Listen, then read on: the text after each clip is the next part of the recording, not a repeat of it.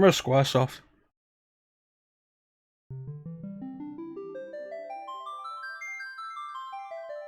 Remember when it was Squaresoft and not Square Enix?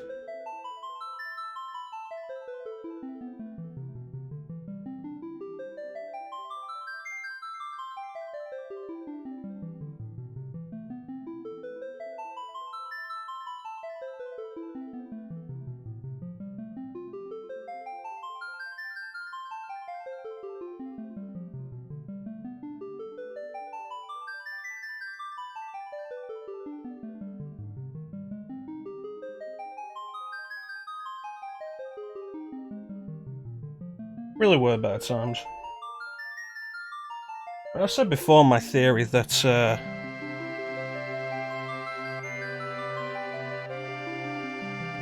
I think the merger between Square and Enix kind of killed a lot of the best creativity of both companies.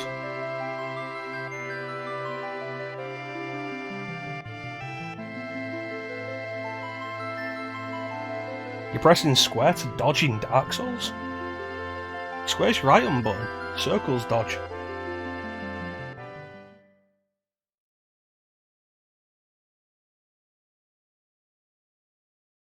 There we go.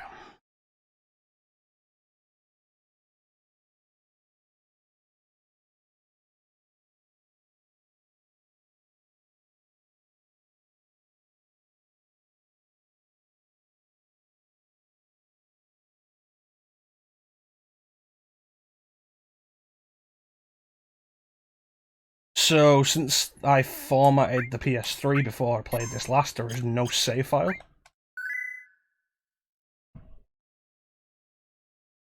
Which just makes it easier, actually, to pick a place to save.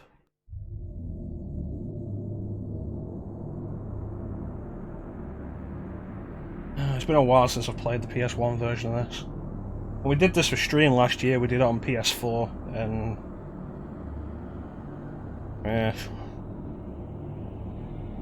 it's serviceable. I wouldn't call it great.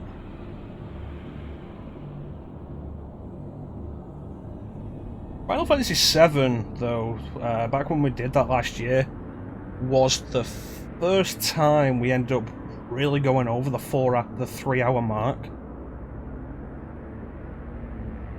That was back when we used to stream from 10 till 1. Before we changed it to 8 till 11-ish, or the intended 8 to 11.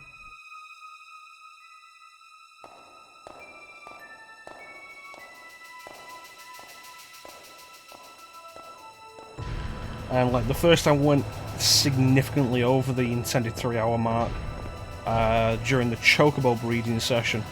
Because we did the chocobo breeding, took a while, didn't go all that well. One of the chocobos we needed just didn't show up for ages.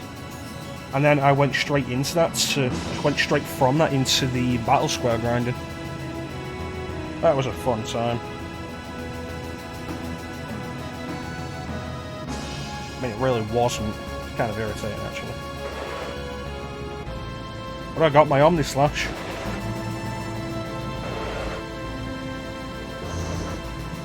Well, I've just been kind of in the mood to go through 7 again recently. Not because of the remake. Because I don't really care about the remake. Not until they release the full fucking thing.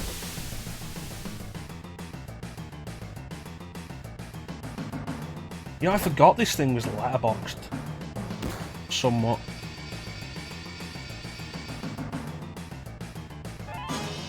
Of course, no analog support on the PS1 version.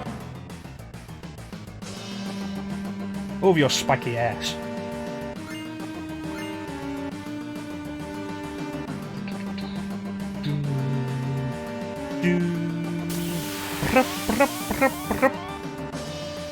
I'm not going to do that again, I'm sorry. Always put the help bar on because that's just how I like it. I like to have descriptions.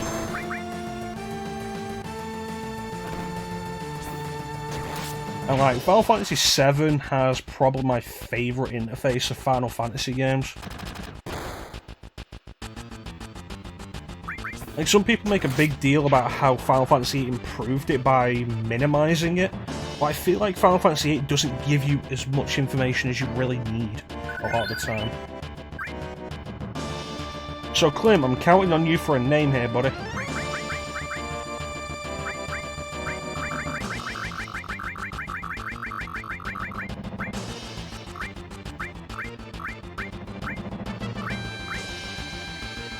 Bane, you can name Barrett.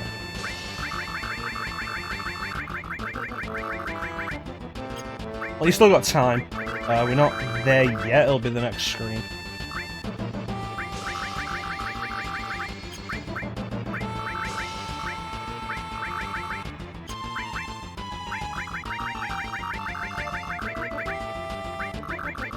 Sort this out. And then that's a bit too much in the top right, because it always is. 62, I think. Yeah, that's good. Jareth. Doesn't ring a bell. I can give you Jarek. Can't give you Jareth.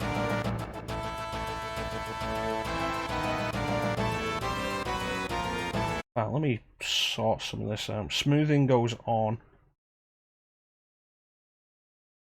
How bad is full screen? Oh, that is awful. Oh, gosh, Goblin King. Fair enough. No analog support. Because this was a game in 97.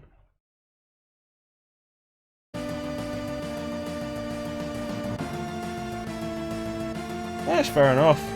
I mean, hell, I named Cloud Buttman for your playthrough. Jareth is a little more serious than that.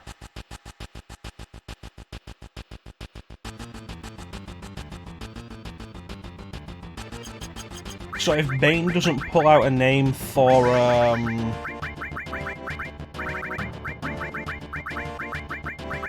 Barrett, I guess you get to pick one of them.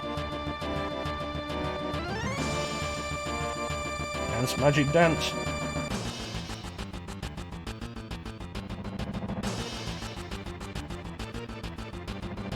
We're not going to call Barrett Jennifer Connelly, are we? You saying we call everyone Aerith? Cloud Barrett. You could change Tifa to Tifa.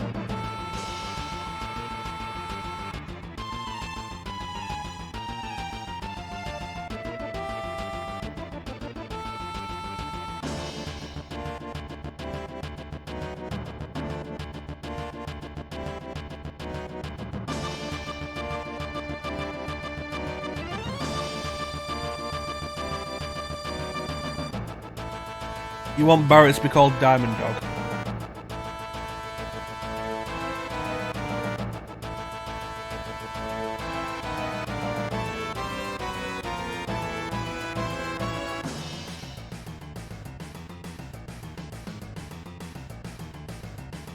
Con Air references. Well, Barrett is a terrorist.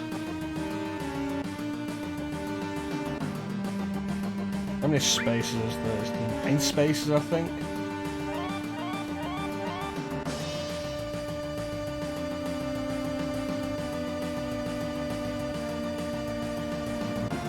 Yeah, it's 9 spaces. His name could be Tiny. As in Tommy Tiny Lister.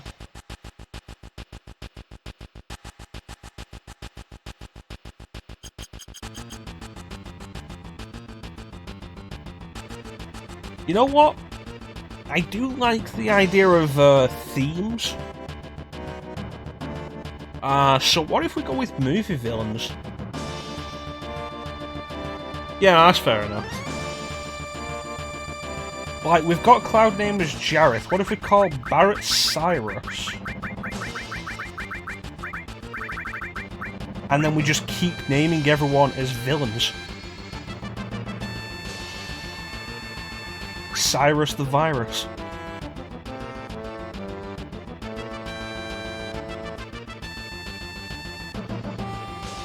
That means we need a villain name for Tifa. It was kind of disappointing with Final Fantasy VIII because there wasn't... You can only name Squall and Rinoa. And then there's the GFs, and naming the GFs just made it confusing for me because, oh, someone's leveled up. Who is it?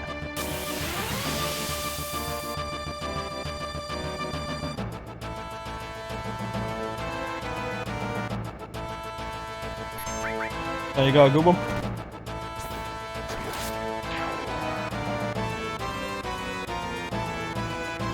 What resolution is this running at? I'm kind of probably too used to the HD version. That actually runs at a bigger screen.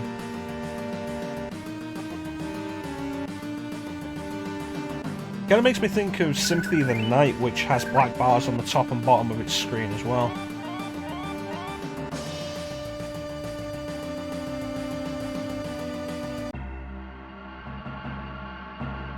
Alright, if you want to do that, Clint, just make sure you don't forget what your thought is.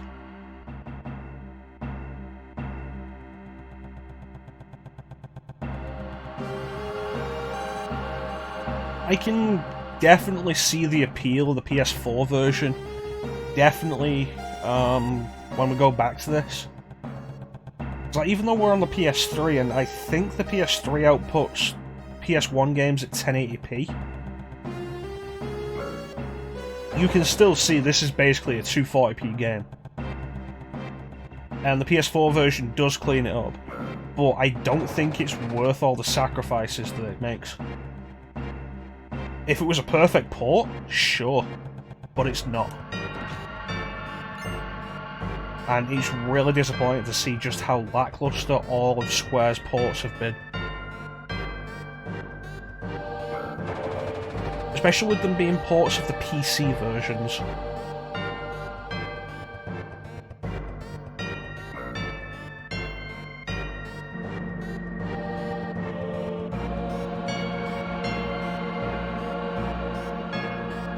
So you know what this means though, don't you, Clem?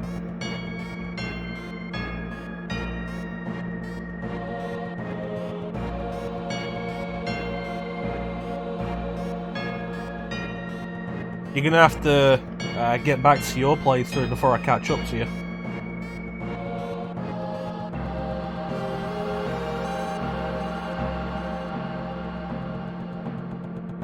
Of course, you do have the benefit of the fast forward.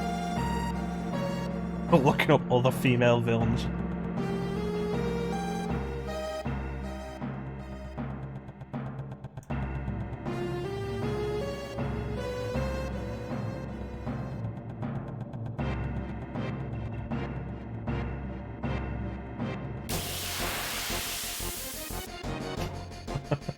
I'm curious now what the one you're thinking is. Well, we got time before we get to Tifa.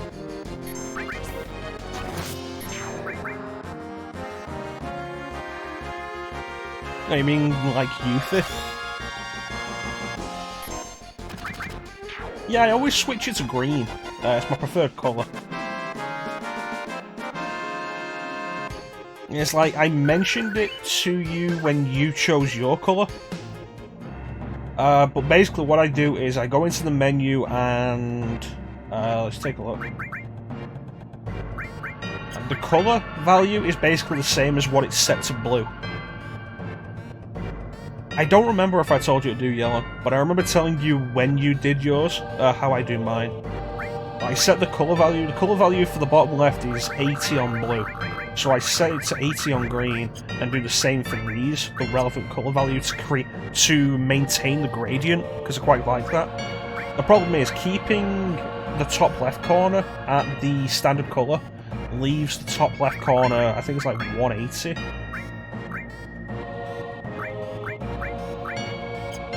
I think it's kind of overly bright, so drop it down to like 162. And I think it's better that way.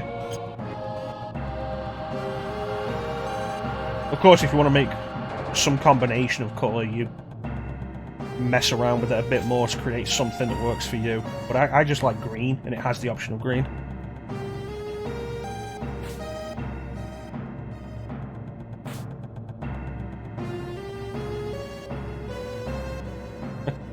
If we're calling it lime, does that make yours lemon? You're lemon, I'm lime.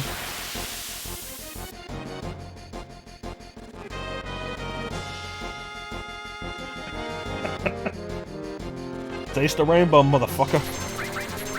I usually go with green. Like, there's an interesting story on how how I ended up deciding what my favourite colour was. And it's actually tied to Knights of the Old Republic.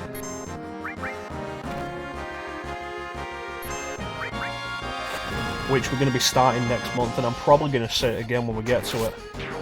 But trying to decide on a favourite colour came about from deciding what colour my lightsaber would be in Knights of the Old Republic. Because it was the first time I got to choose my lightsaber colour. Every other Star Wars game I played just gave you a colour. And Knights of the Republic has a bunch of options, and I went through a bunch of them, like blue, yellow, green, red, orange, purple. And I wasn't happy switching between them all the time, so in the end I just decided, I like green. And so I've just stuck with green ever since. You see me play a Star Wars game where I can choose my lightsaber colour, I'm choosing green.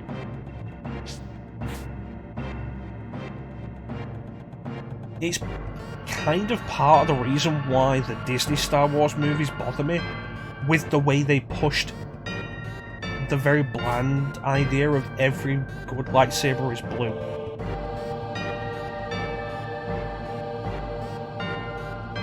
Like, Luke turns up on Crate at the end of The Last Jedi and pulls out a blue lightsaber, and I'm like, the fuck is this shit?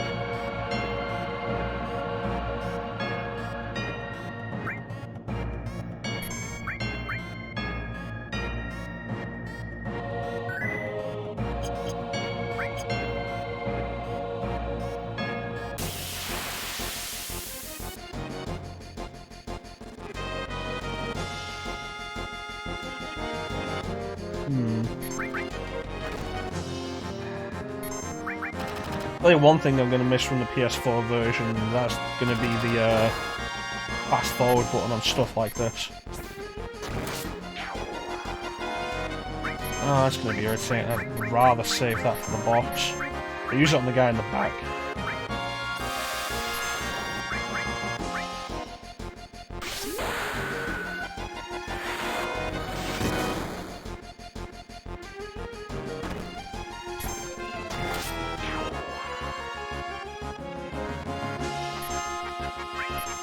I like the green though. If I have the option, I'll put it in a bunch of stuff. Not to the point where it's excessive. Hey, Professor. How you doing, buddy? Like, not to the point where it's excessive, but if I can put it in somewhere, I will. And we can put it in the menu.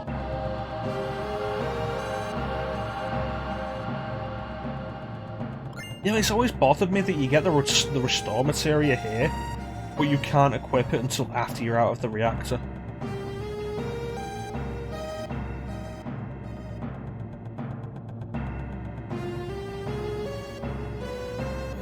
Yeah, I was really bored.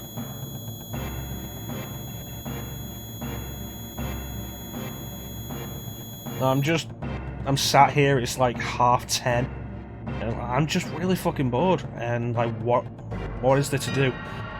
Everybody that I follow who's streaming is streaming Resident Evil 3 Remake, and I don't want to see any of that until I've done it myself.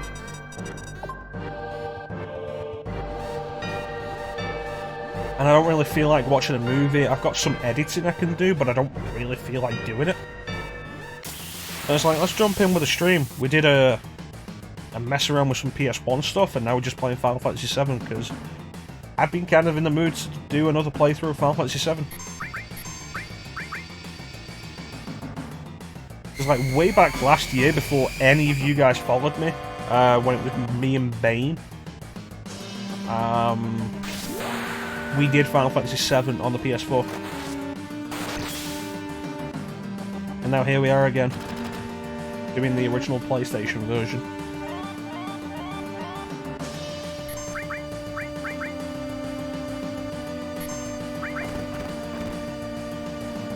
So who wants to take bets on the chance that when it raises its tail, I'll already have an attack queued?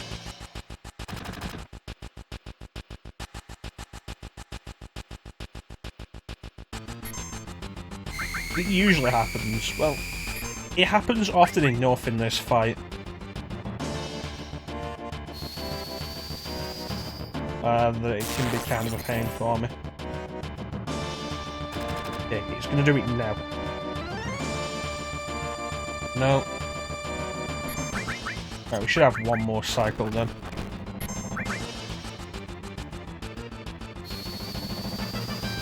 Definitely need to be careful though, because Tail Laser at this point will kill Jareth. There it is.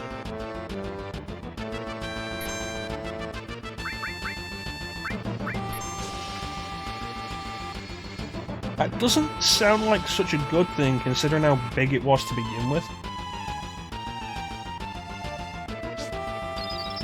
Like, it feels like kind of an issue when you've got a game that was already like 80 hours long, and you go and release another version of it that has an extra 20 hours or so.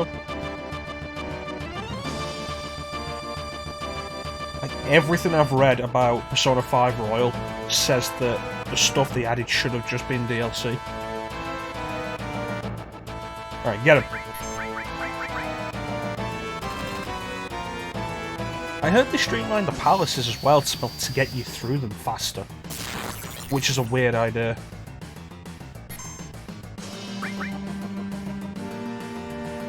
"33 hours in the third palace though. That suggests that there's a lot of story stuff going on between them. Which, like, on repeat playthroughs is probably really irritating to deal with.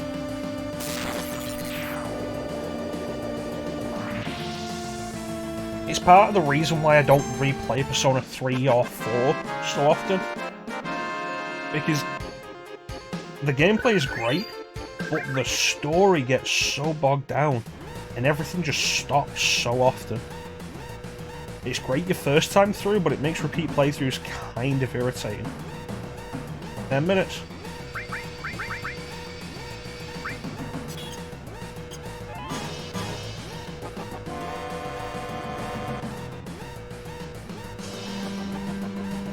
Now let's get out.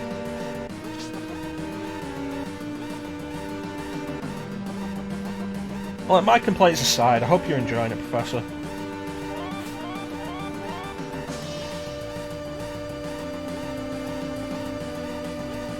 I do want to do Persona 3 soon.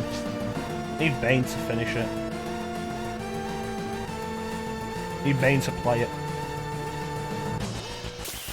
I feel like we're going to get to the point soon enough where I'm going to be like, Bane, you've had your chance.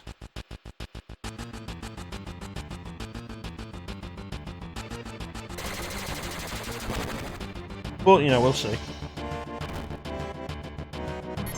Always forget which buttons are the run buttons in the old Final Fantasies.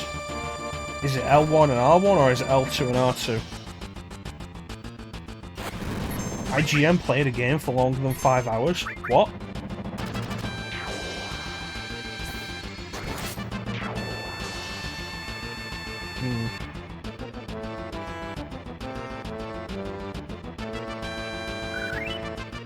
Now, I'll probably pick up Persona 5 Royal next year, maybe. I can see it dropping in price probably fairly quickly. Before I get it, I want to do a full stream of Persona 5 Standard, though.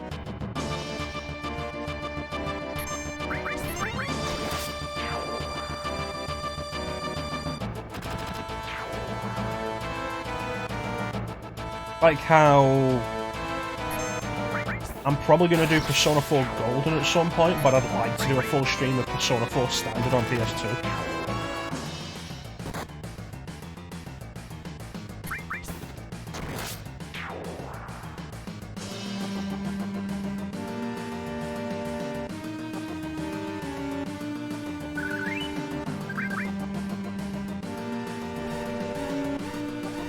Alright, let's go. Get on the ladder.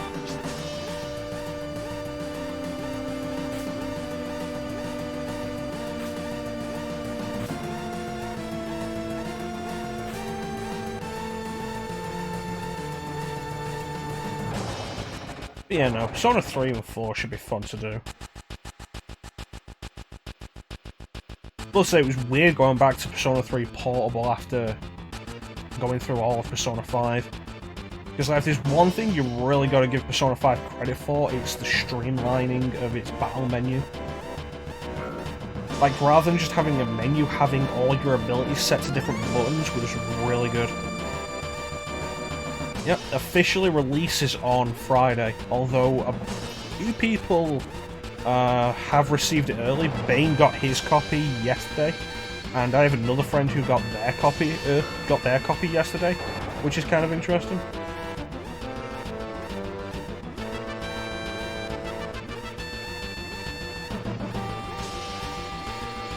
You know, this would have been a great time to actually do the demo for the remake. Yeah, Bane's got his copy already. He's not played it yet because he's doing Resident Evil 3 though.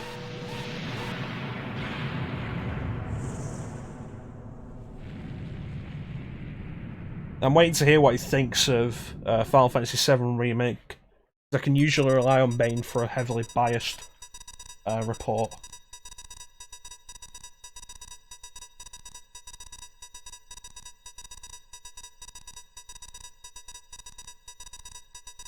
Yeah, I think the hope, though, is that people just don't spoil it.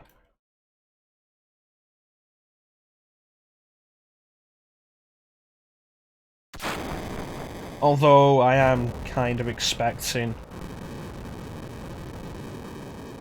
a bunch of YouTube videos to pop up in the next week with spoilers in the thumbnail and in the title, because people are pricks.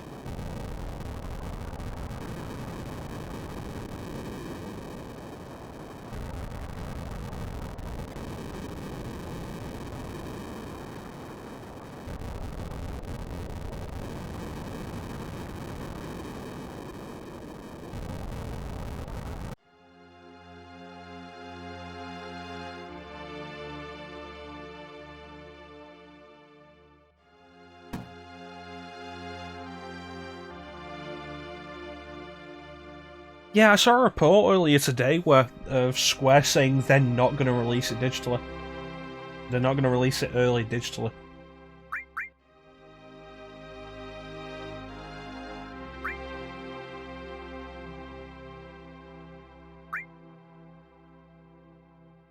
Which...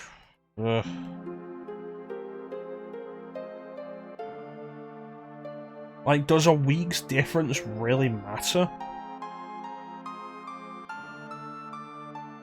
I think the final trailer also came out yesterday. The final trailer for the remake came out yesterday, and I've heard it's full of spoilers. Which is like, you know, fuck off Square for doing that.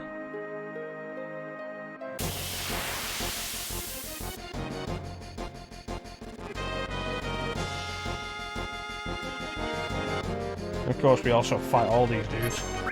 I've not watched the trailer myself, I've just heard it's full of spoilers.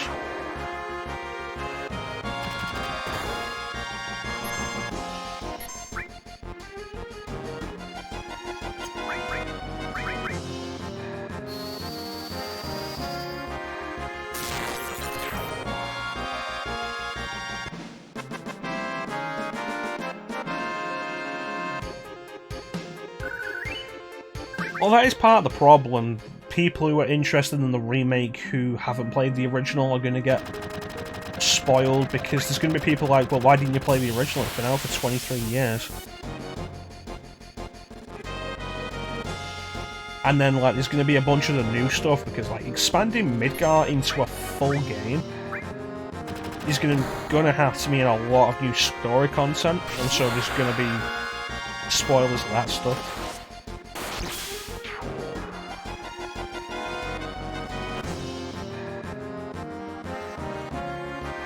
I think the only way you're ever going to get it early at this point is like the only way you'll hope to get it early is if you keep your physical pre-order.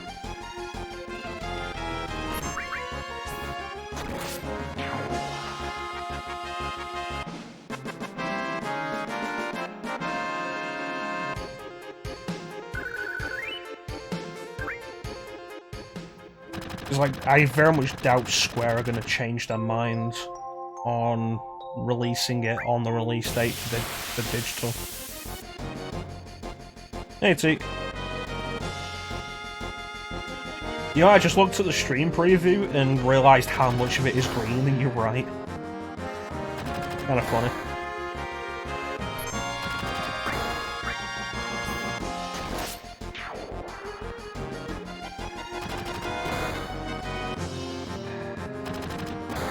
I do think we managed to get a nice shade of green for the menu this time, though.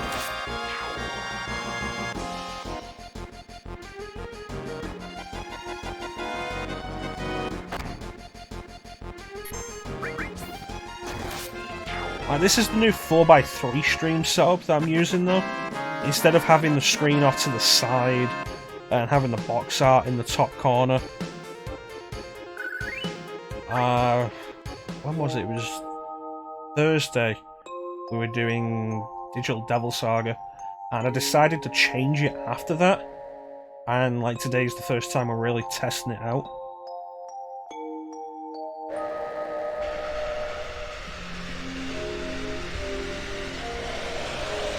Yeah, I kind of like it like that. Basically just replace the black bars with these green gradients, which I quite like. It's easy enough to get rid of them, we just go bam bam. I think it looks better with these.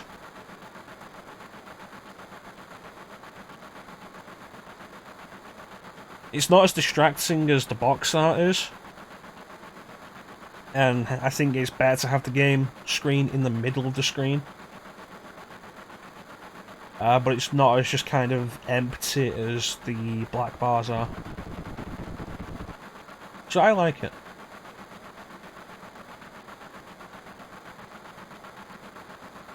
And hopefully you guys like it as well.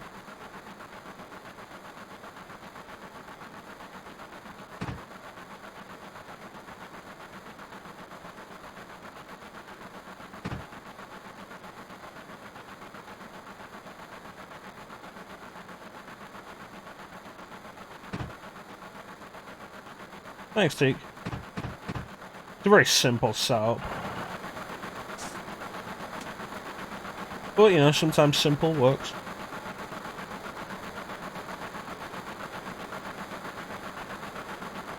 Huh. So I'm guessing that would be when they're on the highway at the edge. Because I have seen a picture. It looks like a, rather than a screenshot, a promotional advertisement of Cloud, Aerith, Tifa, Barret and Red on the end of the highway.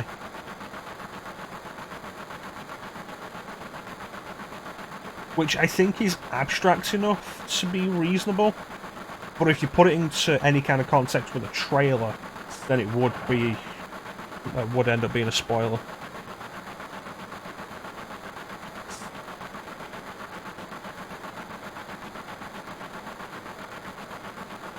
Yeah, that's what we're talking about with House. I saw a report on it being full of spoilers. It's like, you know, fuck that. We are down on the as the right Final Fantasy, aren't we? Yeah, Classic 7. At least we don't have to worry about tagging the wrong game with Final Fantasy VII Remake, since it's just called Final Fantasy VII Remake.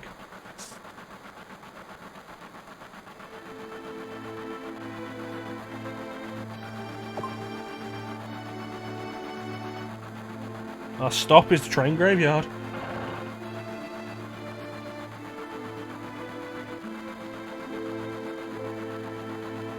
There's our train going to the train graveyard. Don't worry. Nothing bad will happen.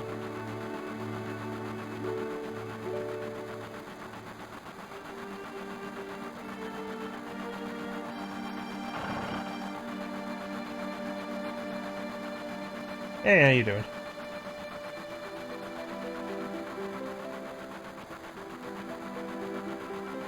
Hey, Jesse.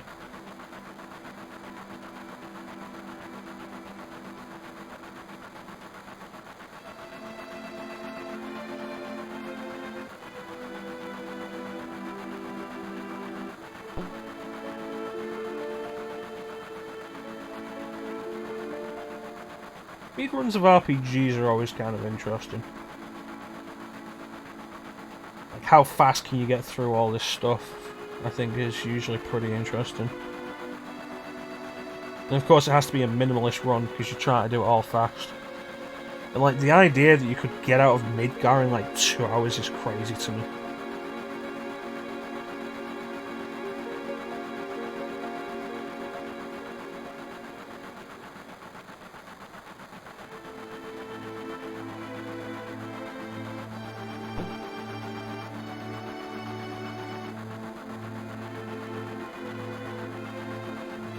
I think we'll push Final Fantasy VII up to like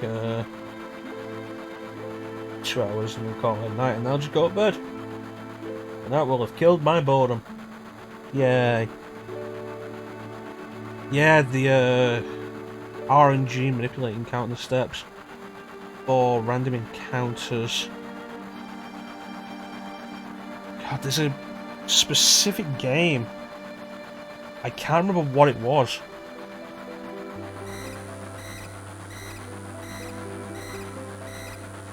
But there's a specific game where you can see random encounters coming, and if you change your equipment, it resets the random encounter. So if you want to do it fast, there's an indicator, and you go until it's about to go, and then you change your equipment, and just negates the random count, resets the meter, and then that's it. You just wash, rinse, and repeat.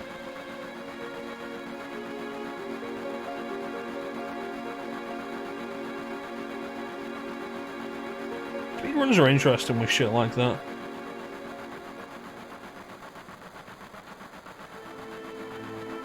I think tool-assisted speedruns are kind of an underrated thing.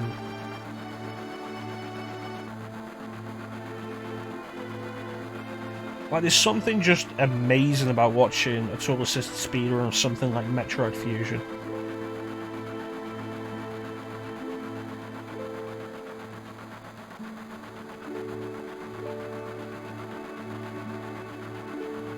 Alright, so we're coming up to the Tifa name, and the current theme is movie villains. Yeah, I think I've seen that. A little under 16 hours, I think it is. Crazy stuff. But then it was also crazy to sit down and watch a 16-hour speedrun. Yeah, we are taking suggestions for Tifa's name. The naming is coming up soon, and the theme for today's, for Final Fantasy VII, this playthrough, is movie villains. We're asking for female movie villains. Klim says he's got one. I want to see if we get anything better. Xenia is a good choice, Tink. I like that. That's good stuff.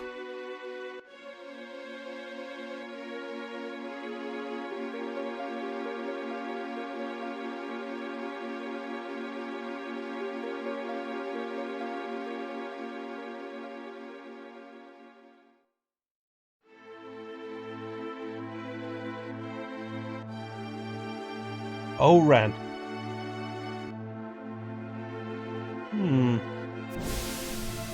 I get why you think that'd work better for Yuffie.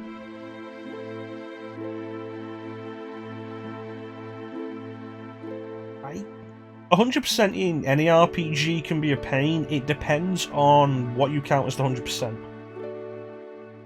Although I imagine 100% in this is probably gonna count all single time items, getting every materia at least once, getting all of the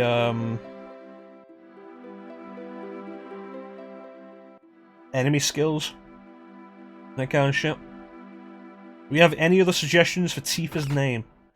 We're after female movie villains. Yeah, the 132 soldiers were weird to me.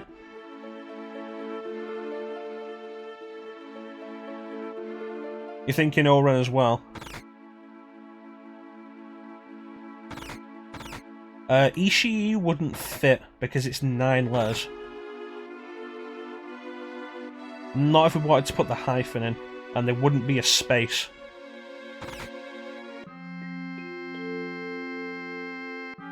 Like, if we don't have any other suggestions, I think we're going to go with Xenia.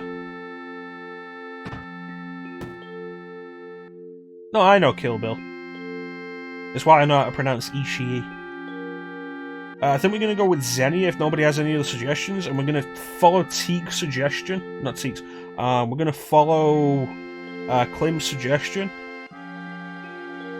And hold Oren for Yuffie. All 4 enemy skills. Ugh. Okay, so Xenia.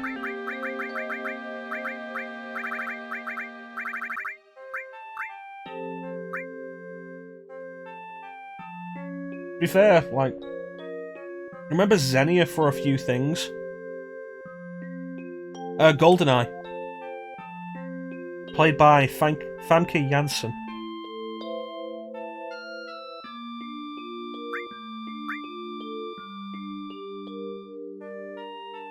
Like, have you never seen GoldenEye, Clem? I'm not judging you if you haven't. Yeah, Jean Grey. Like, the good Jean Grey, not the one that was actually kind of poor at acting. Well, to be fair, is that really Sophie Turner's fault? Because very few people put in decent performances in those movies. I say those movies, I've only actually seen her in Apocalypse, I've not seen Dark Phoenix yet.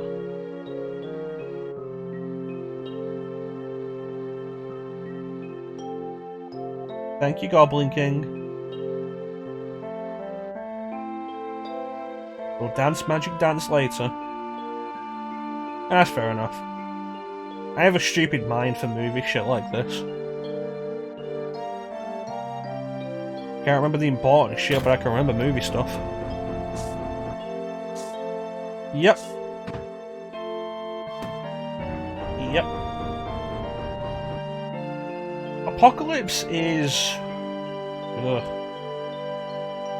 Apocalypse is weird because it has good ideas. Like, Apocalypse is a great villain. But probably not a villain for a movie. You've got Oscar Isaac, who is a really solid actor playing him, and he's just kind of wasted in the role. And they still haven't figured out what to do with Michael Fassbender as Magneto. And they're still trying to push Jennifer Lawrence as Mystique as a major character, when it's clear she doesn't give a fuck. And so one of your main characters is an actress who clearly doesn't care, and isn't really trying. Let me see, I think I need to turn the brightness back down after the Dreamcast play. Yes, I do. There we go.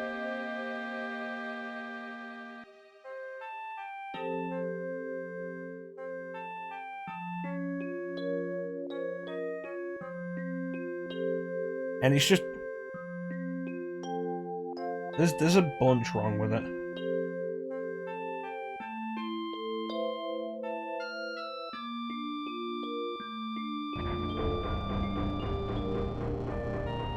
Yeah, it's like Michael Fassbender's a strong actor.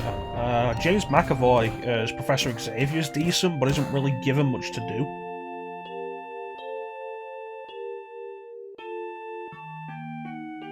And like, this is just Apocalypse. I've heard Dark Phoenix is worse. They crowbar Wolverine into it, into Apocalypse as well, for no real reason.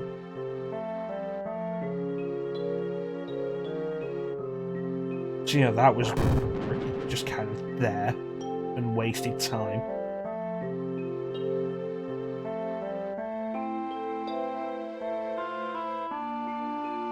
And I don't know. They've got Psylocke in the movie. I think Nicholas Hoult as Beast is fine. The problem is they spend so much time not having him as Beast that when he becomes Beast, it's really weird and out of place. He's definitely no Kelsey Grammer. Like, Kelsey Grammer really nailed it. The makeup effects and everything were great with Kelsey Grammer. And Kelsey Grammer sold sophistication. Even while underneath all the makeup, he sold the idea that Beast is an intelligent, sophisticated person. Like, they've got, after so long of the movies refusing to do the comic book costumes, they finally have a character in their comic book costume. And it's Psylocke of all people. And, you know, it's worth remembering what Psylocke's comic book costume is. That leotard. And you've got her in her very comic book costume and everybody else in what's supposed to be more realistic movie shit. It feels out of place, not to mention the fact that Psylocke has basically nothing to do in the movie. It's like, oh yeah, no, Olivia Munn's kind of hot, let's put her in skimpy leotard. And just kind of have her there.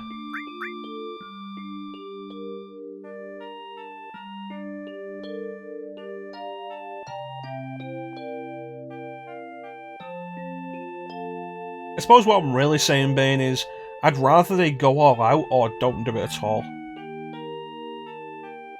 It's like, I remember when the trailer for Aquaman came out and they showed Black Manta in it, and it was comic book Black Manta with this big stupid looking helmet, and it looked great. It's like, yeah, do some of these comic book things. Do the comic book costumes.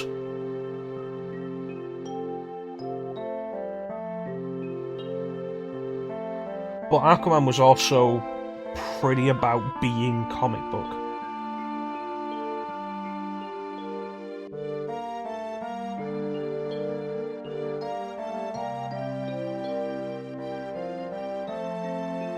It's like, if you think back to the X-Men 2 game, Wolverine's Revenge,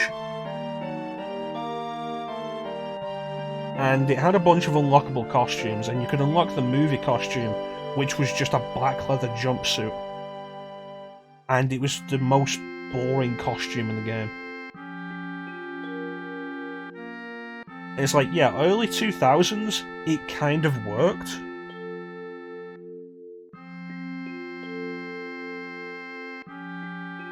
But these days, I think we're more accepting of comic book costumes if they look good. They don't have to look they don't have to look serious, they just have to look good in the context of the universe.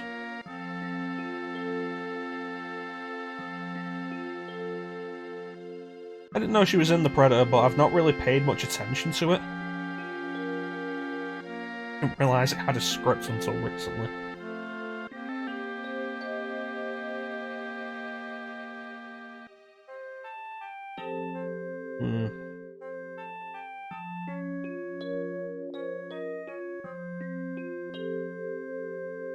I think Xenia Onatopp was probably the sexiest Bond villain.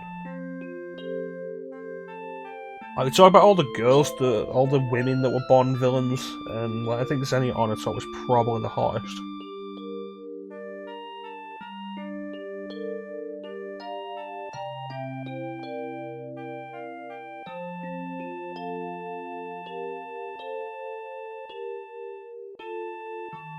But I just really like Famke Janssen.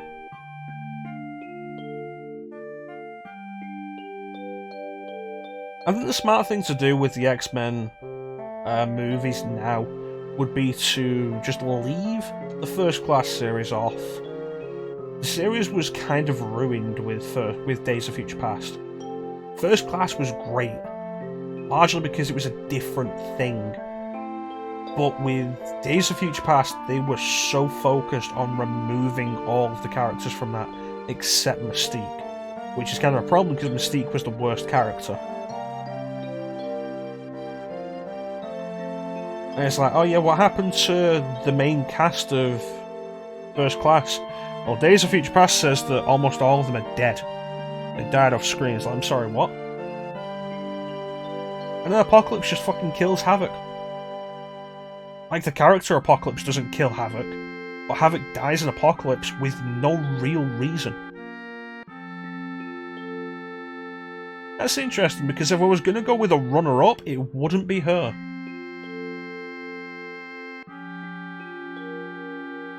Like, I consider... Like, we go back to the 4th Bond film, Thunderball, and Fiona Volpe, the redhead in that movie. Like, oh,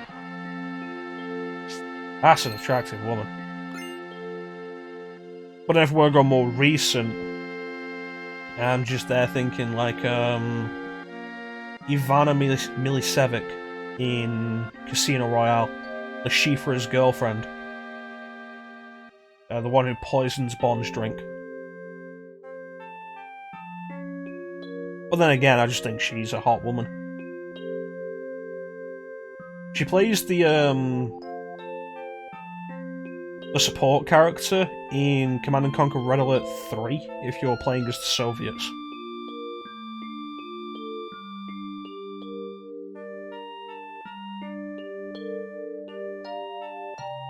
Stay tuned, everybody. We might talk about the game sometime soon.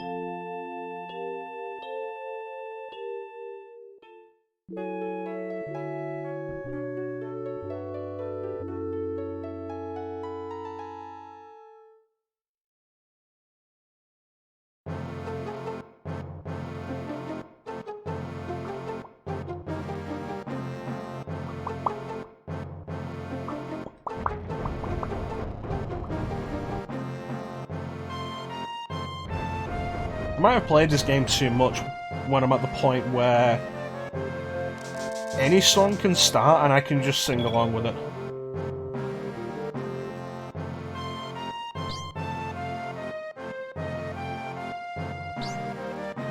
Games will be delayed.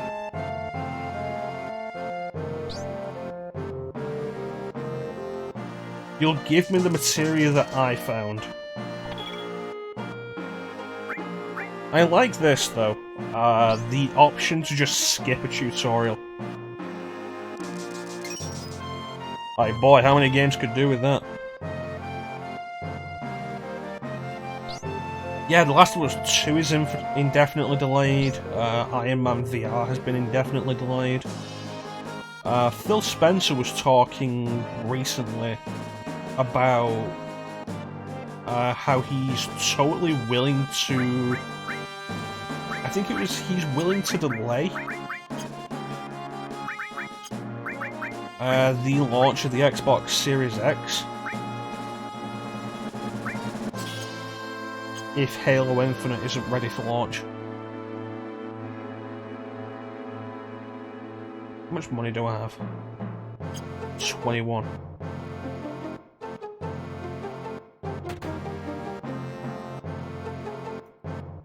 Worth getting some good materia early so we can start leveling it.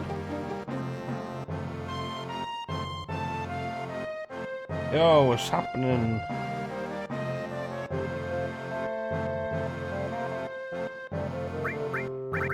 Alright, so let's see. Fire, another restore. Another lightning's probably a good idea as well.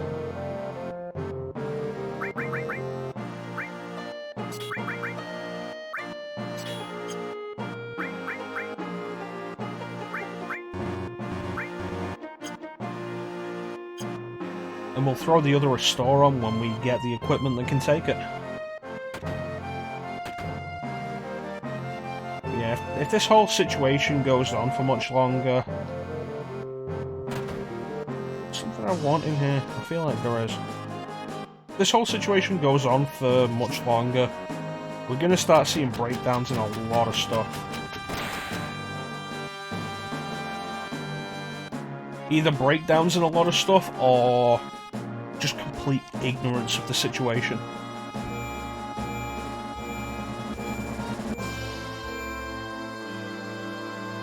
Okay, there it was. That's fair enough. You already know how this game goes, Bane. Probably gonna do like another hour of it. All materia. It was definitely worth going in here then. Yeah. Bunch of stuff ain't going well.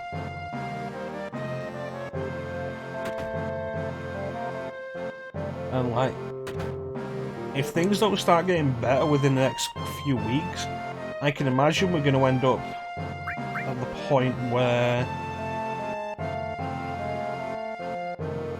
we're going to get told to start going back to work. Regardless. Because shit needs to keep going. I mean, America's already straddling the line of that shit.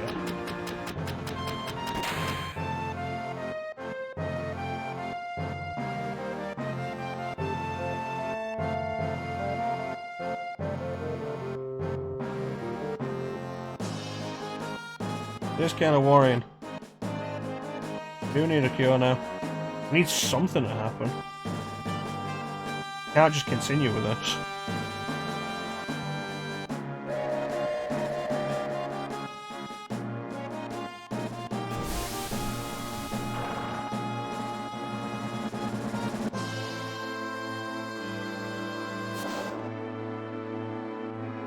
Exactly, it's not going to die out. The whole thing isn't just going to die out.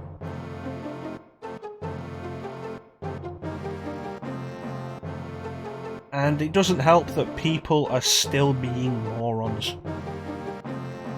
Okay, let's go under lockdown to try and prevent the spread. And then there are people who are just like, nah. Pretty much, yeah.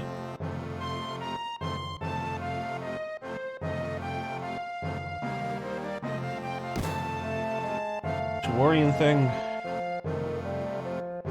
There was the talk earlier this week that this could go on for another 6 months.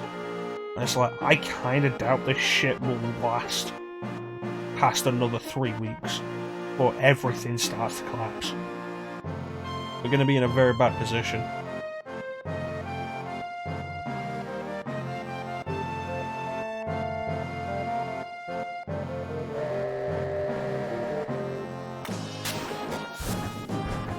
But will it be as bad as the people living in the slums of Midgar?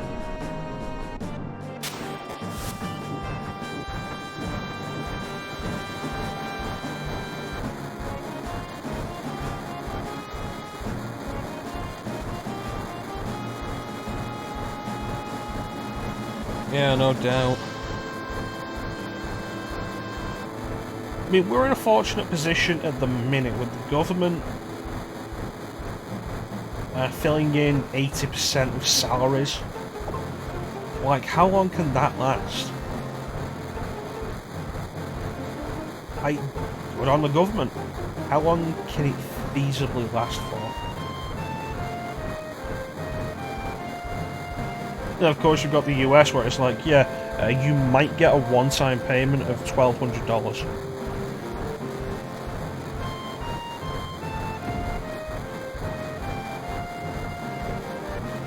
And it's the really worrying shit. Are we still going to be here in a week? We're still going to be here in 2 weeks? In a month? 2 months? 3 months?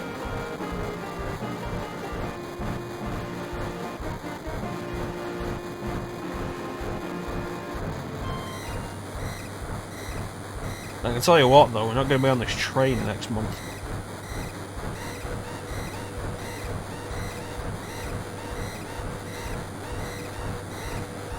Okay, so I'm thinking the homeless guy gives us an elixir, but it feels like way too early to get an elixir in this game. So, am I wrong?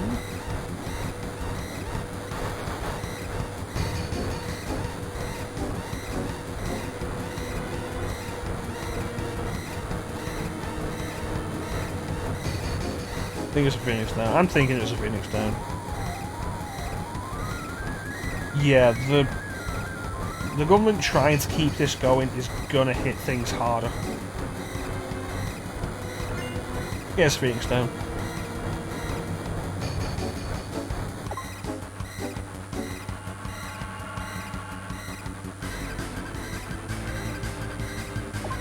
I've been playing a lot of games that do a lot of flashing recently.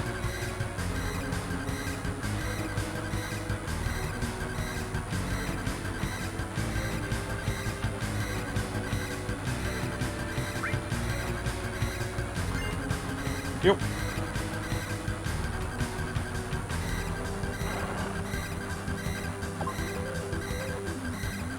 Well, I have the money.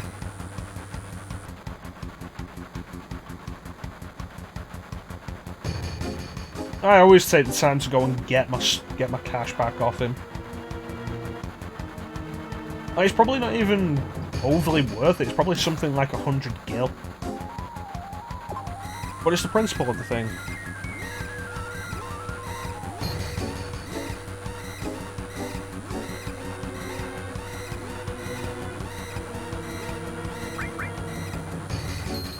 Yep.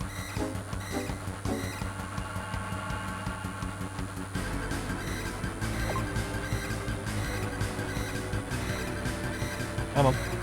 There we go. I remember our games used to flash all the damn time.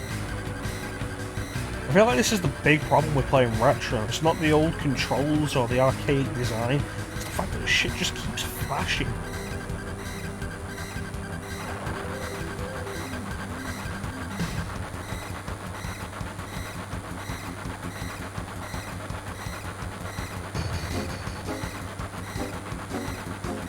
Get out of the way.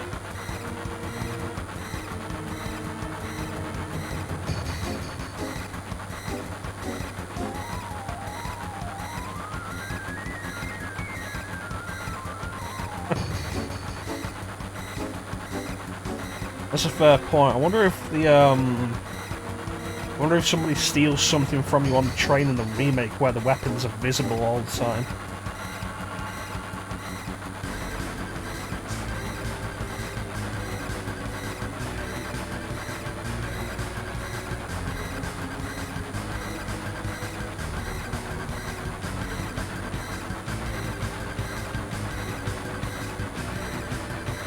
Ah, oh, Barry, I didn't know you cared.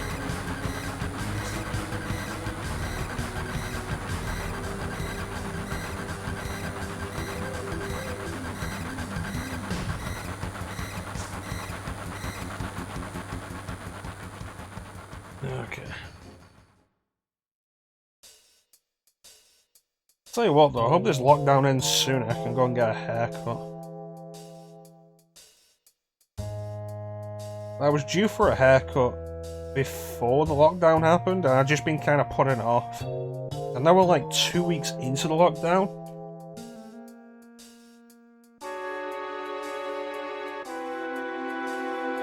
Actually, I just want a fucking haircut. I'm like one step away from just grabbing the shavers myself and cutting it off. Like, fuck it, no styling or anything, we'll just take it down to the scalp because it's simpler.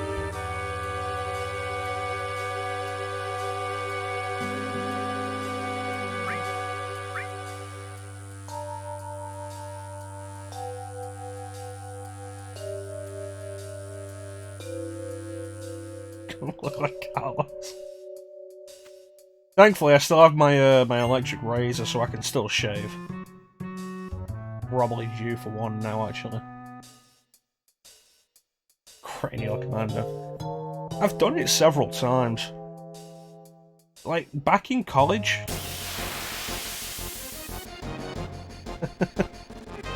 back in college, my first year of college, I grew my hair out. Mostly because, like, my entire life, my dad had always just shaved my hair. So like I had the choice to do something with it, and I was just like, let it grow out. So like by the end of my first year in college, it was like shoulder length. I had really nice shoulder length hair, and I had like thick hair as well.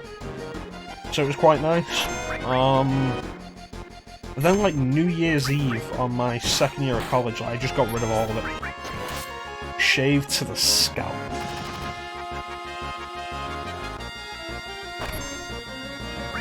And it was one of those things, like, I kind of regretted it a little at the time. But I've never had it that long since. I've never let it get anywhere near as long since. Meanwhile, I've shaved it down to the scalp several times since, because I just don't care.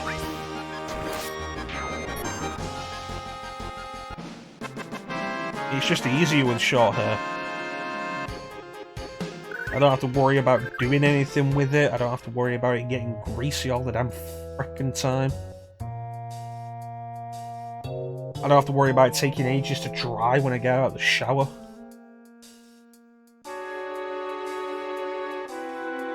But at the end of the day, my hair is less a statement, I guess. Or even really a style. A stylistic choice. It's a matter of convenience.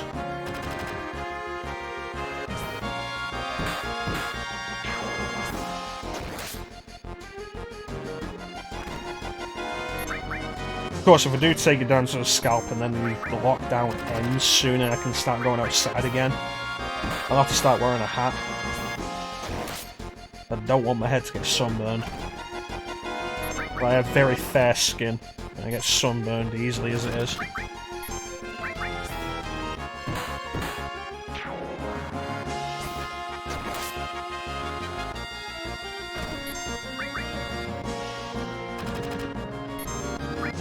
That's weird.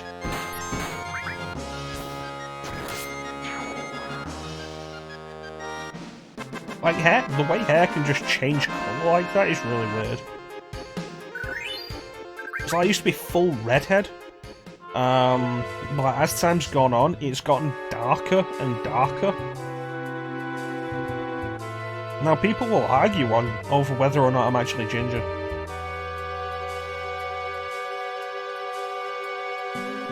And whenever it comes up, people will actually argue over whether or not I am actually ginger. Which is just kind of stupid.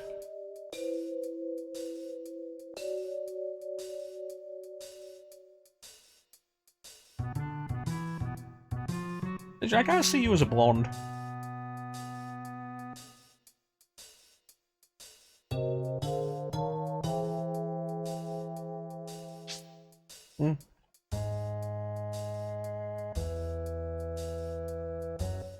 This is the right ladder.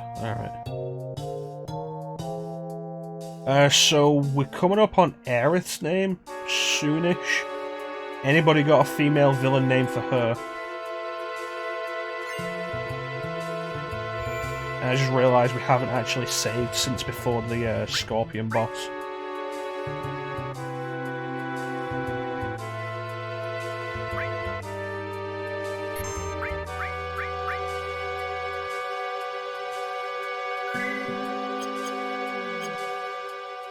What is it, Clem? Is it because I said Aerith and not Aeris?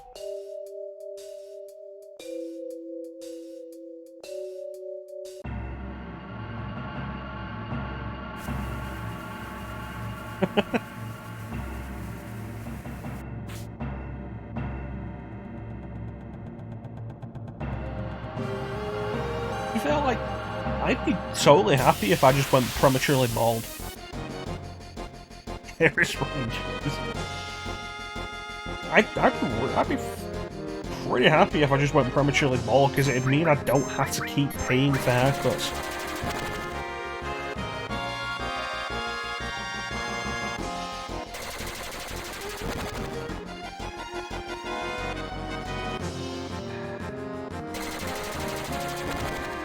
Besides, like, baldness can be very distinguished. Patrick Stewart started going bald, I think, in his early 20s. How cool Patrick Stewart is.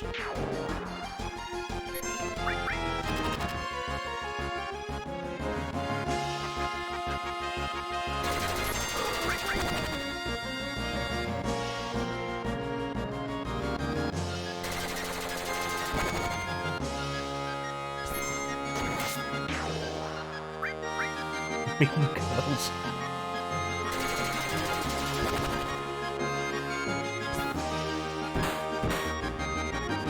If nobody can come up with anything better than that, alright. Ratchet, is that One Flew Over the Cuckoo's Nest? Is it Ratchet or Ratchet?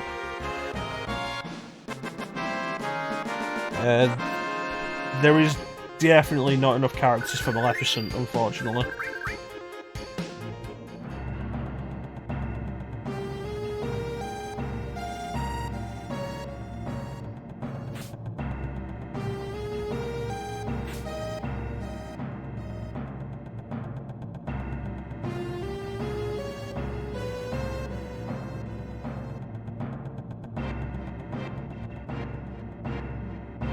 And ladder. What's wrong with these people? I'm not getting on ladders.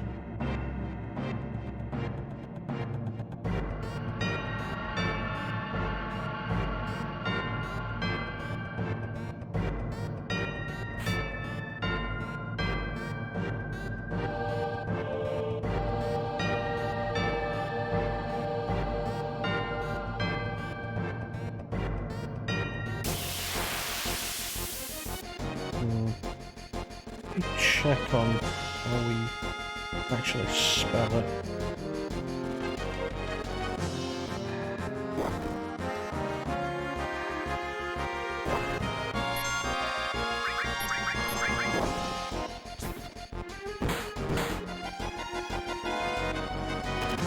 Nice, nice Ratchet. And it is One Flew Over the Cuckoo's Nest. Yeah, I thought so.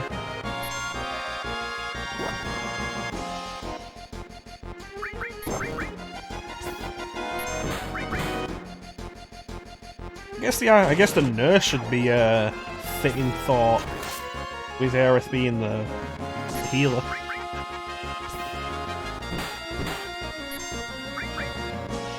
Anybody got any alternative suggestions?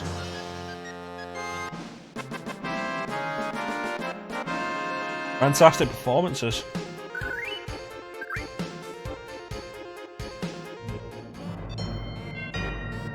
I think I saved. It's not like it matters, there isn't a boss or a time limit to worry about.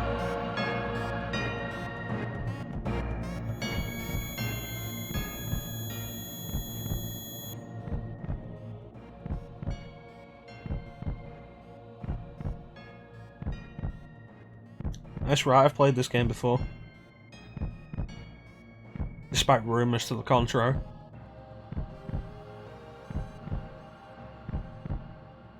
Amazing how far we've come since the last time we played this, like, in terms of streaming.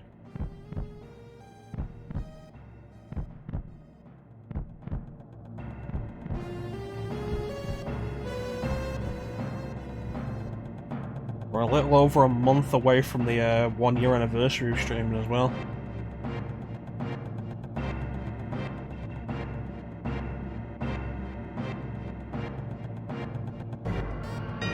Yeah, I only really decided on it, like, pretty late anyway.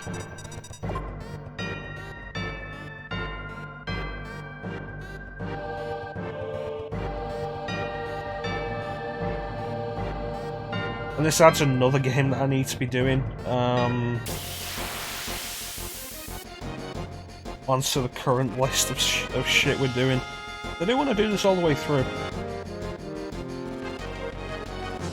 But this puts us up to... we need to finish Wind Waker. Digital Devil Saga I intend to be a regular thing. And... Nocturne is something I intend to be an irregular thing. I need to sit down and do a bit of off-screen grinding for that, actually. I'm going to take a page out of Teek's book for that. It's usually something I avoid doing, but Nocturne is going to have a lot of grinding. So I need to think about that. Audience of 2 when we last streamed this, and here we are with 6 viewers this time. 6 viewers and a bunch more friends. Most of it in like the last 6 months. Craziest thing. Like, we were still really small until like a few months ago.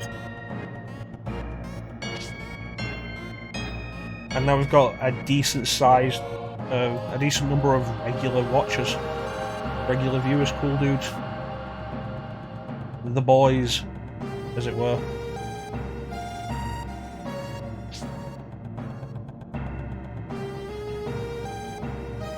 It's cool stuff.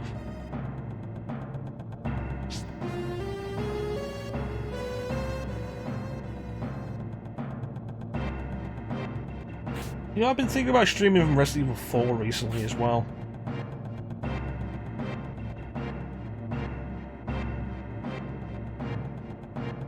Ah, fuck off with your loveless, Bane. You couldn't let it go one stream. You know, it's probably kind of funny though that it's like, for a few months now I've been like, I need to get around to Dirge of Cerberus. And now we're just doing Final Fantasy VII again. Maybe we'll do Dirge of Cerberus after Star Wars month.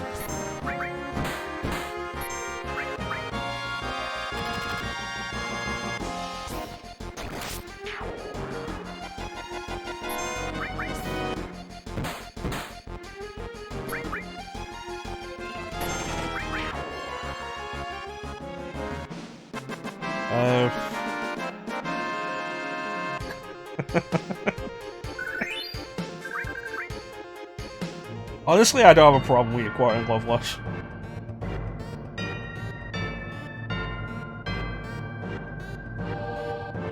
If we do this, like, at least once a week, we'll probably have this done before Star Wars month. Digital Devil Saga is a possibility. Hopefully, Wind Waker's can end tomorrow. Because if it doesn't, then the final stream of that's going to be like hour, if that. Alright, let's see how long it takes me to get this.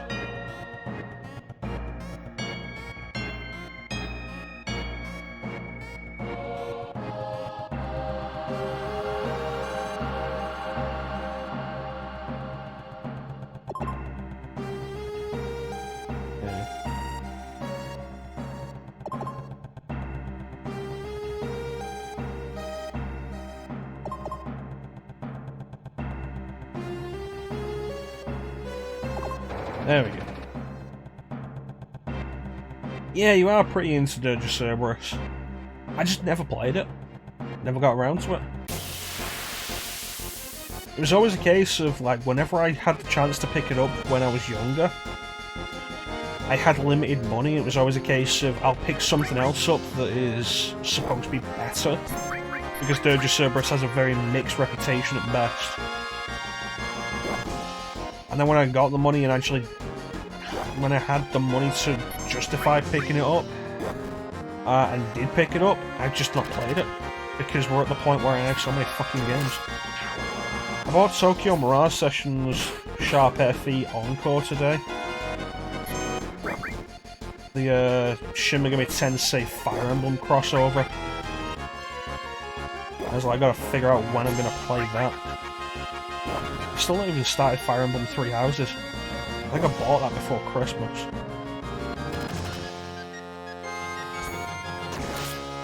Doesn't help that Fire Emblem Three Houses is there, like, yeah, no, this is like an 80+ hour game, and you're gonna have to do it more than once. I'm like,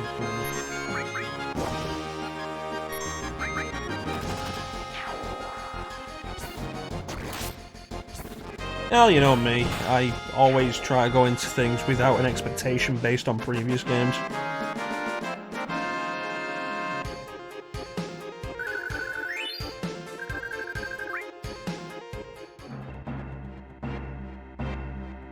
And just because it's a Final Fantasy VII game, I'm not expecting a specific thing from it.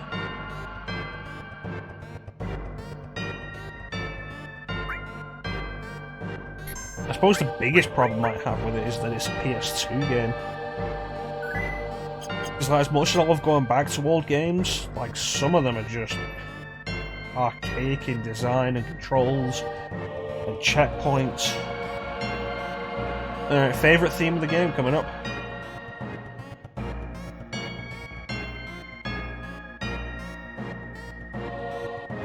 Oh no, 6 guys.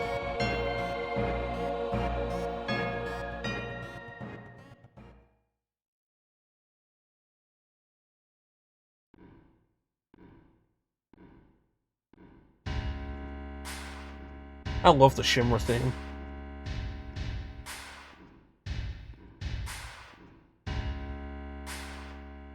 So Aerith coming up after this next boss battle. So last chance to name him.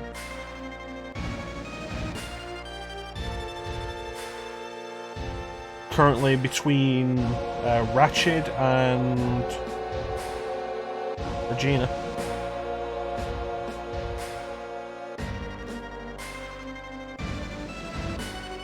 This line is weird to me. You're the one that quit Soldier and joined Avalanche. As if President Shinra would even know anything about that. And it really comes off as a case of... like, I don't expect him to know that, I'm pretty sure he's bullshitting. But the idea that he's being so courteous about the bullshit, pretending like he knows anything about who Cloud is weird to me.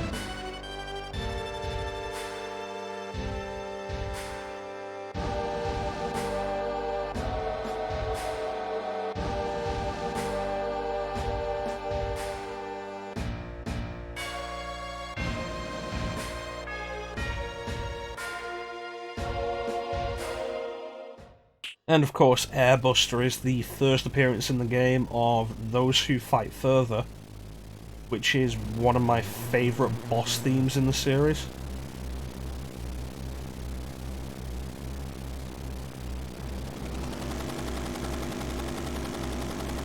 Like, Those Who Fight Further is great. I love Force Your Way in Final Fantasy VIII. The decisive battle in Final Fantasy VI is really good as well.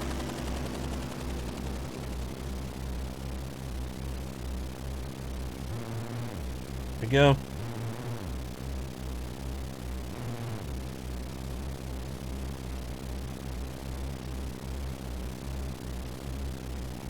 I feel like this scene is a lot brighter in the PS4 version for some reason.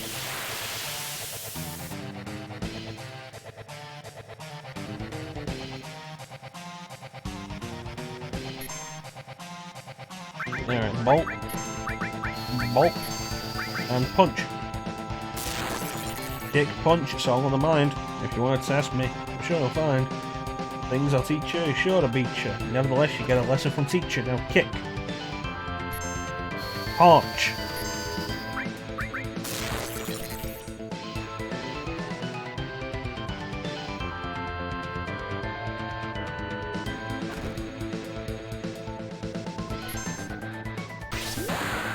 Yeah, you gotta believe, Clint.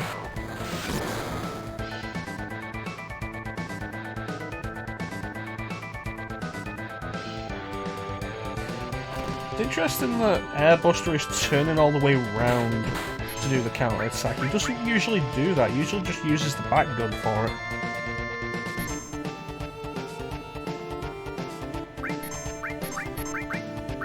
Throw a cure on Cyrus. Throw a bolt down.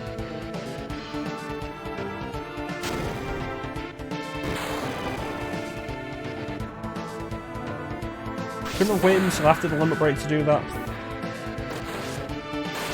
That should be it? No, it's not.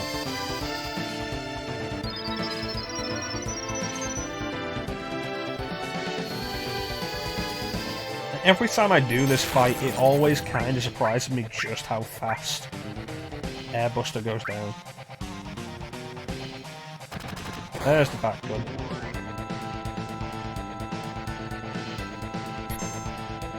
Should be it. No, it ain't. That's probably gonna kill Jarrett. Ah, shit.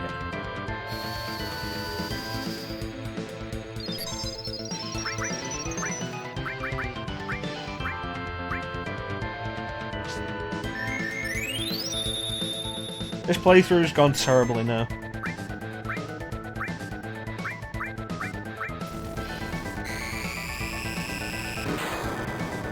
Having to use a Phoenix down on Airbuster. I'm embarrassed at this point.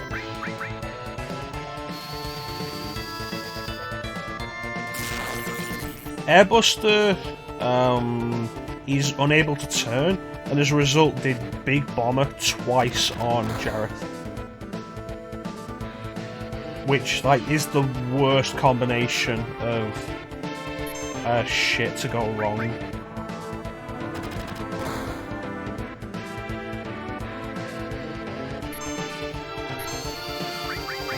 Like, it's the kind of thing that it didn't need. This should finish it. You didn't see nothing, Teak. There we go.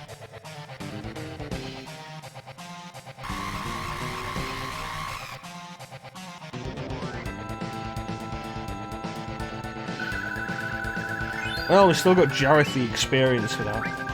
I always hate when a character goes down in a boss fight and is dead at the end, because it means they're not getting experience.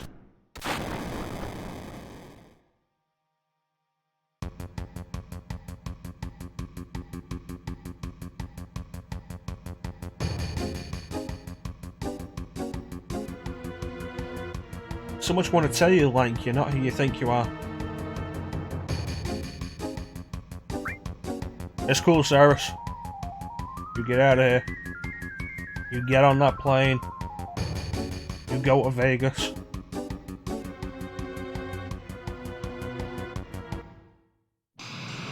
See you later, fuckers.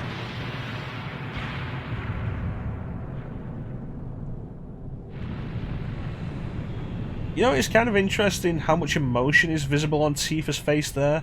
Meanwhile, Cloud's face is just completely blank.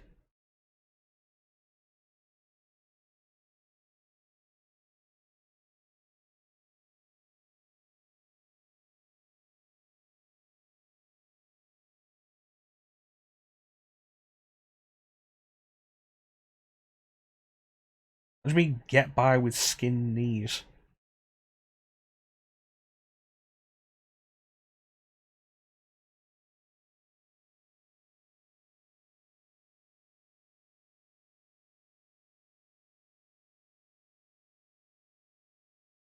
I usually defend Cloud from the typical pop culture idea of him being an emo. Because it's like, that whole thing comes from Advent Children, and the way Square couldn't write his character after that. And like how in every game he appears in after that, like Dissidia and whatever, he always has his Advent Children personality. Meanwhile, in this game, he's full of emotion. Like, maybe I was wrong. And, like, his inability to actually have any emotion when he's falling to his potential death is actually the truth. And the rest of it was faking. Like Demix. He's faking his emotions like Demix. I don't like Demix. Prick.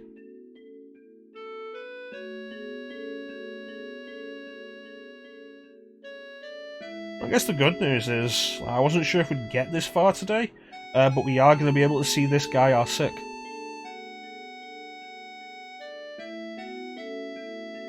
Yeah, Advent Children was poor writing. Like, so much of that movie is just bad writing and characterization.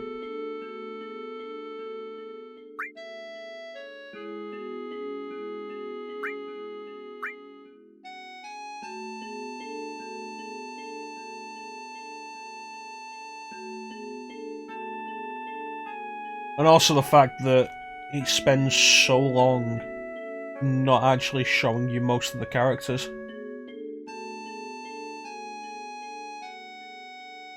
Like, the movie is at its best when nobody's talking and they're just doing awesome fights.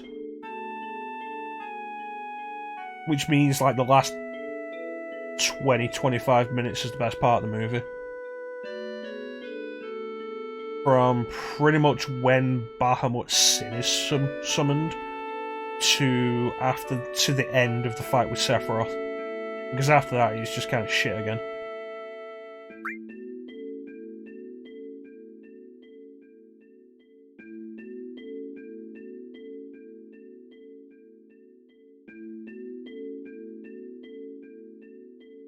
Really points out how broken Great Gospel is that Aerith can cast it from beyond the grave.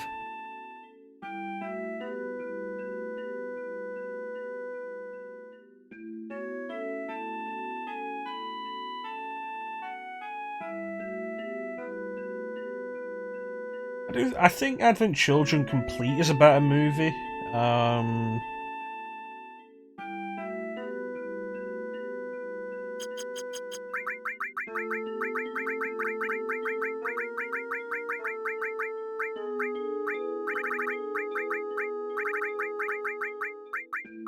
Because it actually takes the time to explain a bunch of stuff.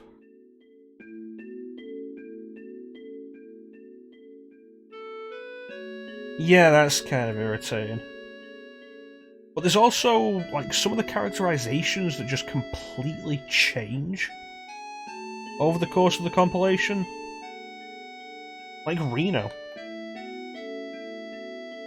Like, in this, Reno is kind of a slacker, but he's also a complete and utter bastard.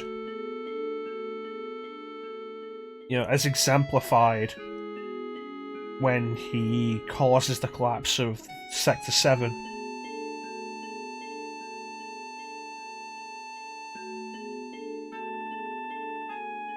But in all of the compilation, no, he's just a goofball. He's a fun goofball.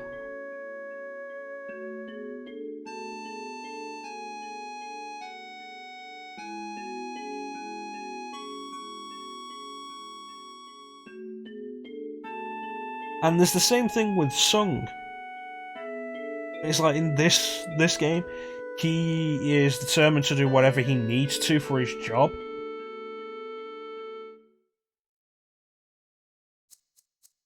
But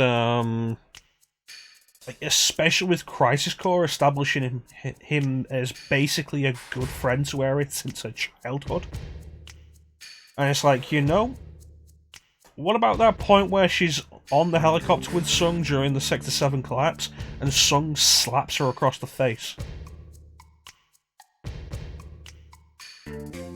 Like, the whole thing is just so inconsistent. Yeah, no, fan service, yeah. Well, let's be fair, the remnants of Sephiroth make no sense. They're never properly explained. Yeah, you're basically right about that. And it's one of the things that I'm really kind of wondering about with the remake. How are they going to rectify those problems of personality differences? Because Reno still has to cause the Sector 7 collapse.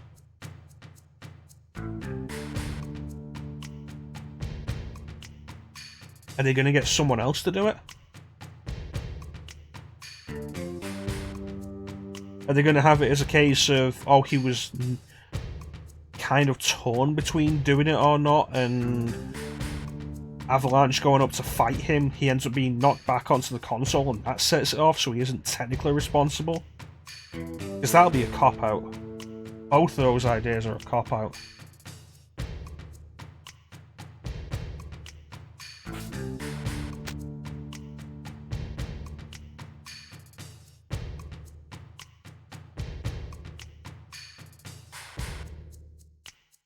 Oh, does he cause the Sector 7 collapse? He's the one who presses the button on the console to cause it.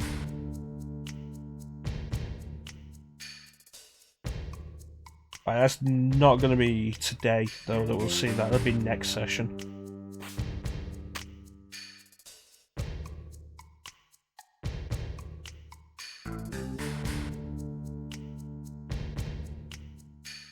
Probably going to be like another hour and a half, maybe? I don't like that idea. I think it's stupid.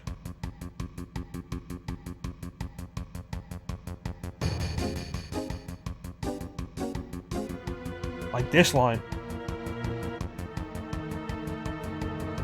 That's not goofball Reno.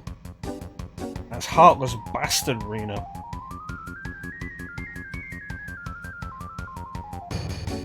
Okay. Can I remember which one I need? First one's always the trickiest.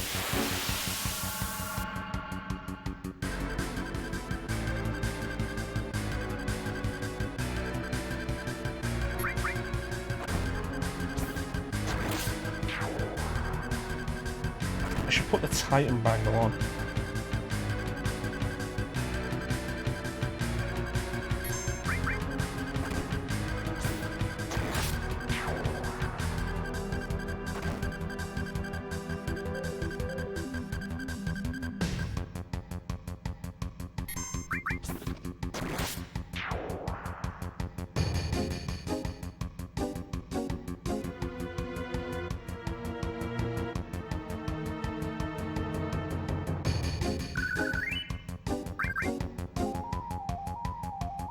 Alright, so I think it's this one.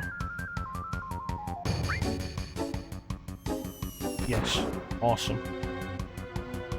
Next she's going to be on the stairs, so it's this one.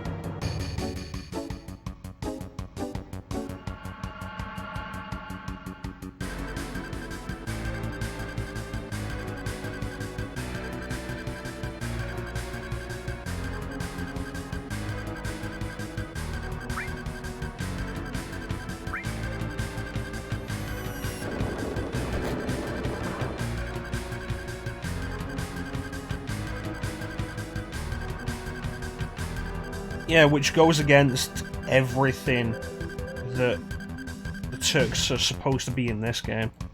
It's the inconsistent characterization caused by the rest of the compilation being written by different people. Combine that with, like, the years of opinion growth, I guess. It's like, you write something and it's considered to be a great work, but then you go back, say 10-15 years later, and there's probably a bunch of stuff you change even though it's considered a great work already.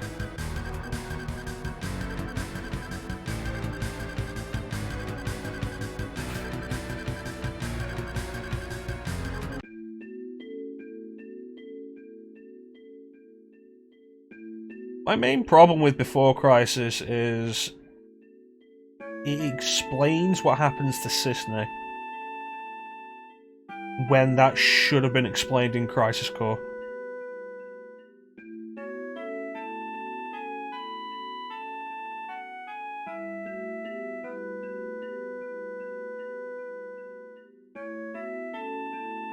And I didn't like that in Crisis Core.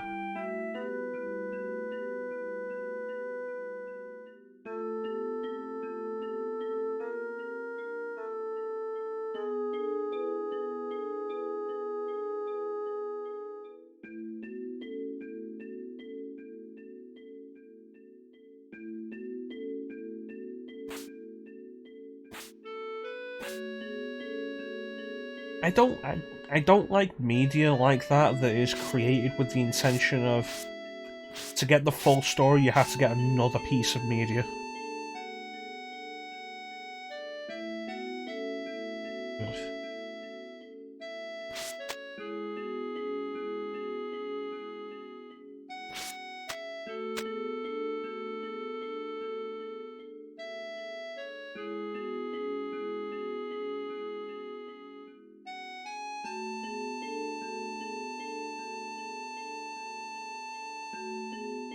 The compilation just became a mess. Really did. It really did, and nothing that they added to it was really worth it, I guess, in terms of story. With the possible exception of Crisis Core, explaining Zack, actually getting to see Zack's growth, and the possibility of like explaining Sephiroth's fall. But then you end up with the issue of you can't just have Crisis Core, because Crisis Core is tied to too much other stuff. The full story is split between Crisis Core and Before Crisis, whose genesis introduced in Dirge of Cerberus. To understand Dirge of Cerberus, you have to see Advent Children, and it's just a mess.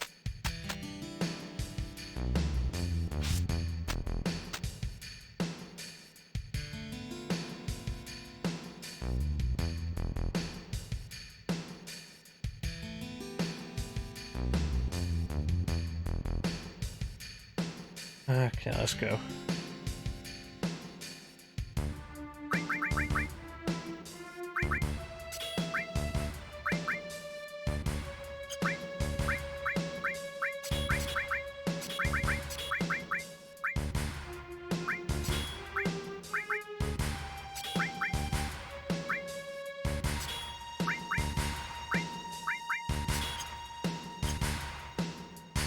The idea of the Purge of Shinra feels kind of off when Sung especially is there both before and after.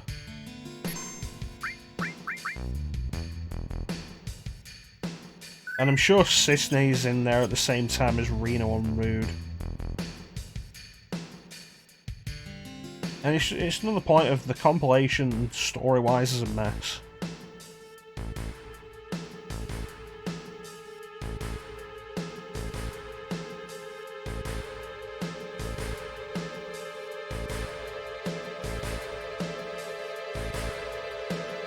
There it is, guys.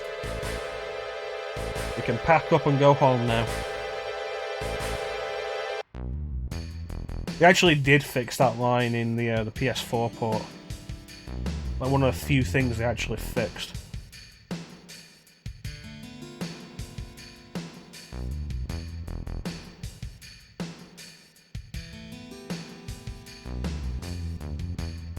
It's like with all of the other stuff that isn't really sorted, just fixing some of the most well-known typos feels like a case of make it seem like we did something.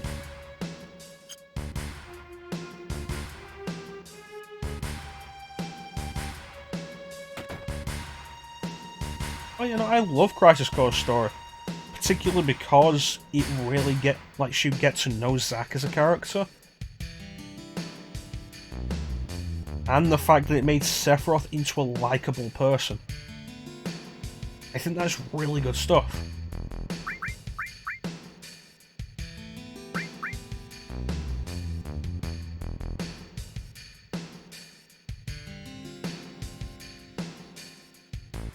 While a lot of the stuff it does, overall, doesn't really mean too much. Genesis lasts way too long, but like, I don't want to get too into specifics, because I don't think Clem's played it yet. And I'd like for it to be a fresh playthrough when we do it for Clem. Oh yeah, no. Like that, the way the ending is pulled off, since you know how it's going to end, was really well done. And like, The Price of Freedom's a fantastic song as well. Fucking love The Price of Freedom.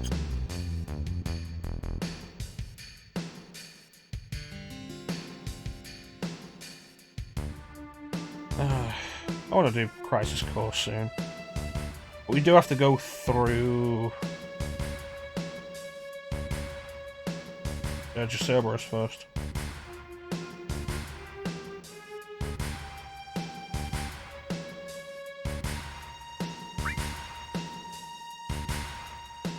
Yeah, Titan Bangle's not a bad idea. Give it to Ratchet.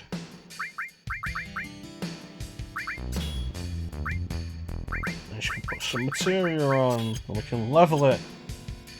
I assure you, we're not giving it to her because I care.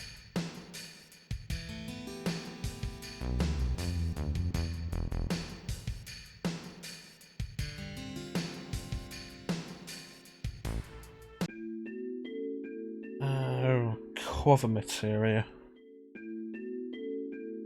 Yeah, I like a lot of what Crisis Core does. But that's in relation to specific events that are already shown here, the expansion of specific events. A lot of the other stuff is a mess.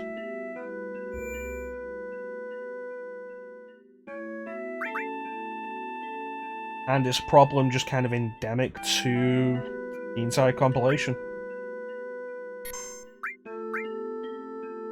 You know, I just realised how lucky I am that I actually had space on the memory card, the virtual memory card that's in this thing.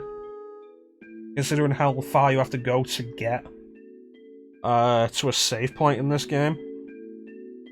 And the fact that you can't create a memory card, I don't think you can, create a memory card in-game. No, you can't.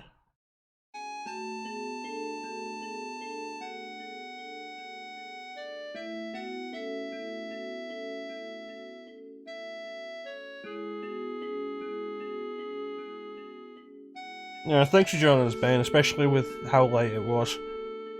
You're not gonna miss much. I'm probably gonna call after we're done here. Go to sleep.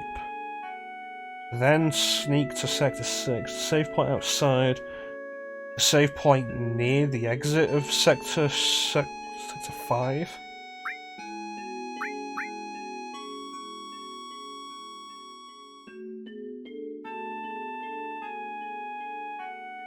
We have to go through a cutscene before we get to the save point at Wall Market. Yeah, we'll probably do the save point at Wall Market. Then call it. Yeah, Clem, you've not done Crisis Core before, have you?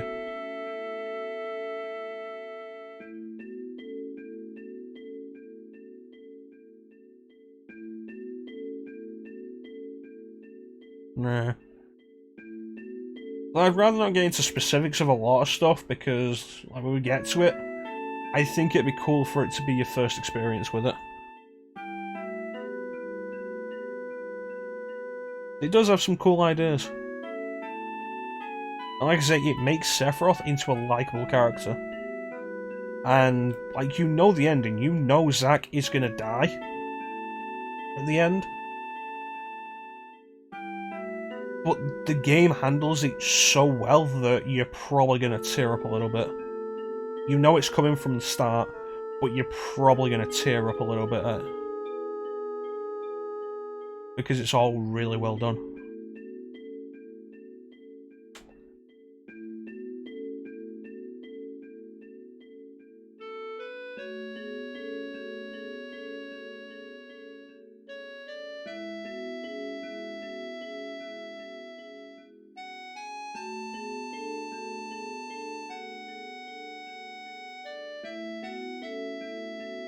It also has a really good remix of One Winged Angel called The World's Enemy, which I really like.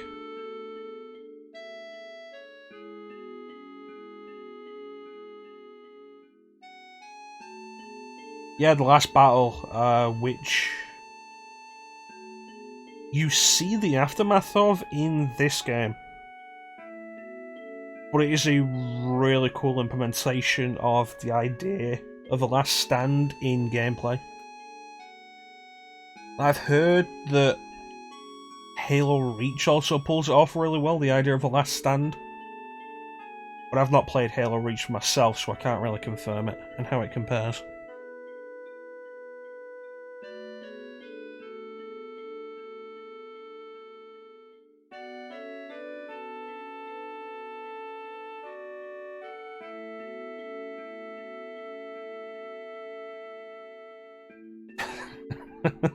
Now, we've both only done one of the games.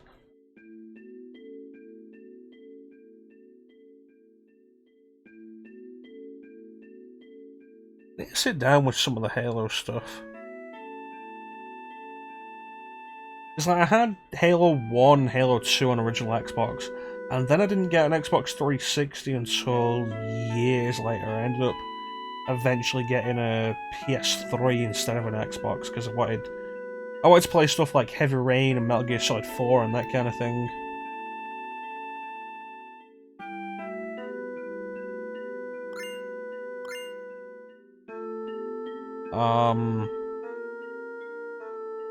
It's like I've played some Halo 3, but not a huge amount, and that's kind of it. And I want to go through Halo 3 before I do Reach, because Reach is a prequel, yes, but gameplay-wise, Reach comes after Halo 3, so it's going to have the refinements and shit.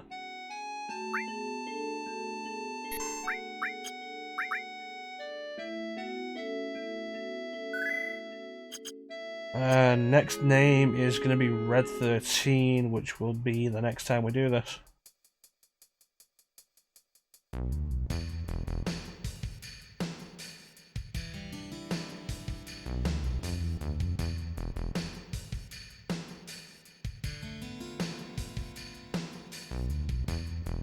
Yeah, it's generally my thought with a lot of this stuff. It doesn't matter canonically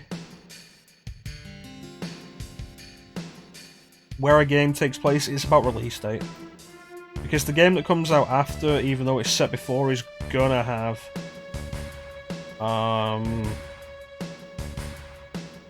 gameplay refinements and improvements.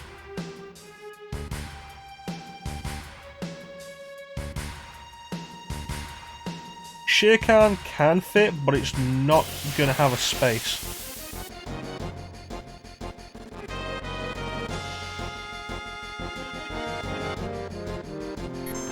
Ah, shit, Hell House.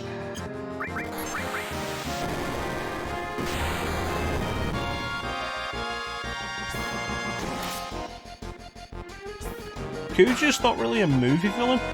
Or do you mean Cujo?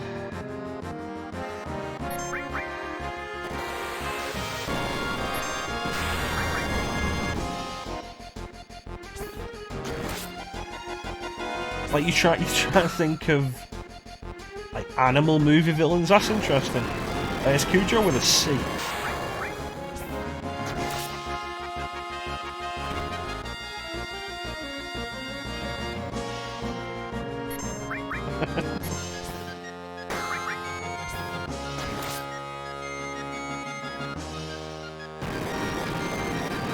The only other evil dog I can remember the name of in a movie is Carface.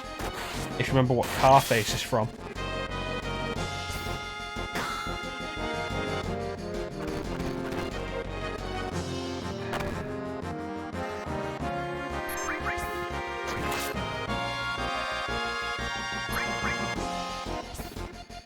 Yeah.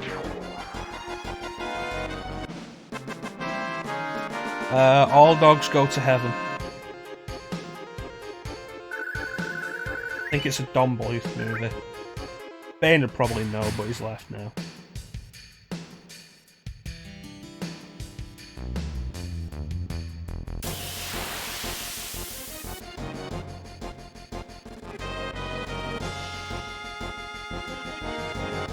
Oh, these should be easy to take down. Easier to take down.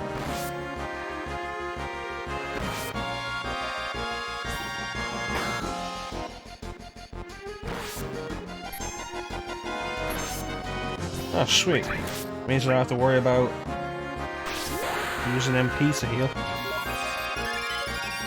But yeah, no, when it comes down to it, I prefer to try and play games in release order.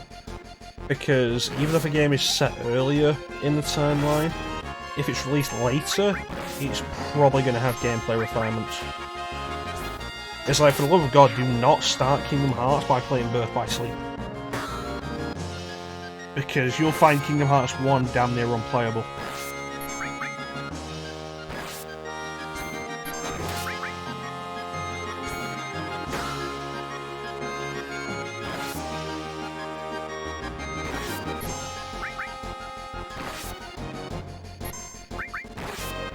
Is Aerith gonna hit the limit break before she dies? That's the question.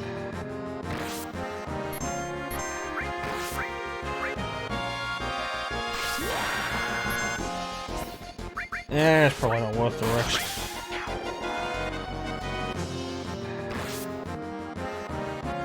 No, she wouldn't have.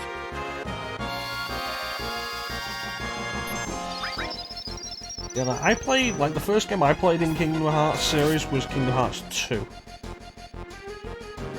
And then going from Kingdom Hearts 2 to Kingdom Hearts 1.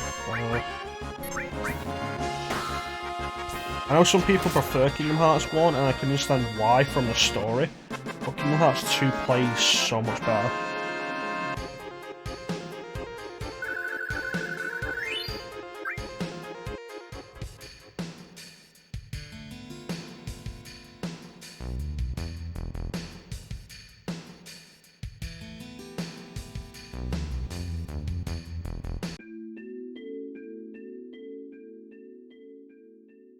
Alright, we get through this cutscene, then we've got the save point.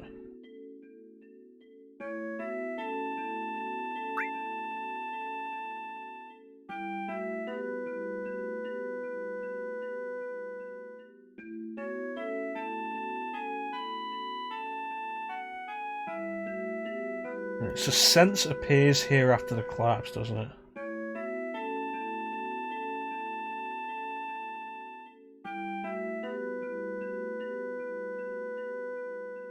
Oof.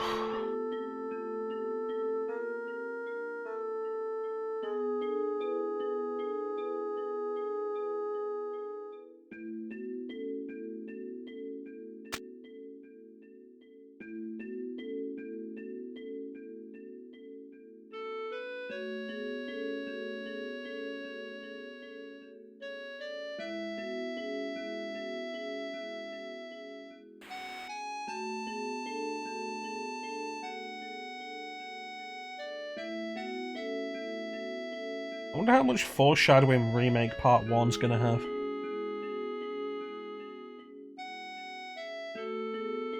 Still think they should have gone with subtitles rather than just calling the first part Remake.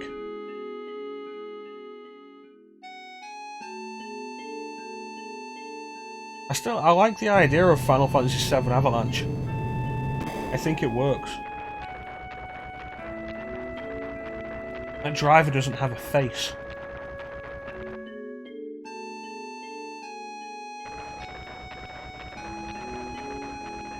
Xenia also lost her face.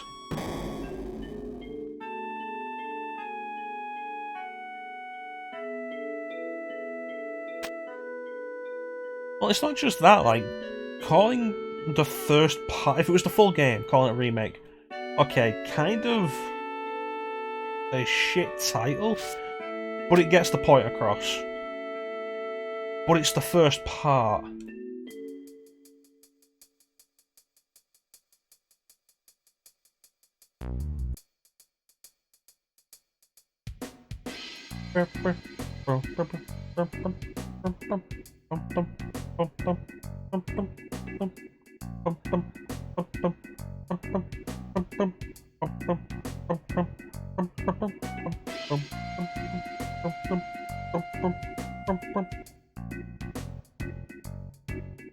Well, I think like subtitles would have been better, because otherwise you know it's going to be remake and then remake part 2.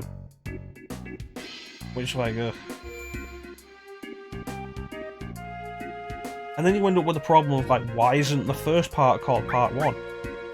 Is it because, you know, maybe some people would be kind of iffy about buying something called part 1? Because, you know, there's still gonna be people who don't realise that it's first part, just the first part. Because there's gonna be some people who just haven't been looking into it.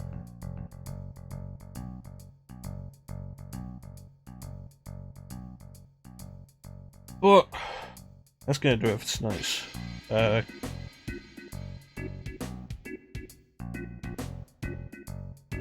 impromptu stream, I guess would be it. Starting Final Fantasy VII again. Probably should have waited until like after Star Wars month for this. Thanks, Clem. I mean, your playthrough is probably going to end up better than mine.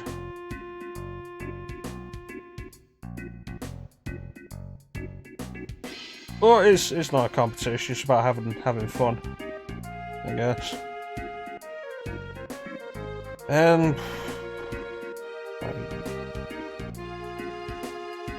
I guess this is going to be a pretty standard playthrough for me, which means we ain't doing enemy skill.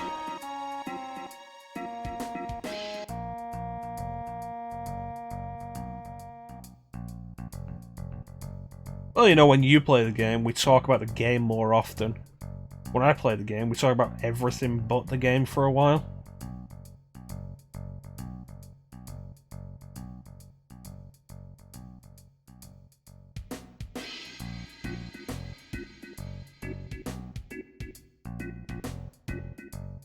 I mean, I guess, the stream, when we're replaying games, the stream is kind of less about actually playing the game, more about just chatting while we're doing the game.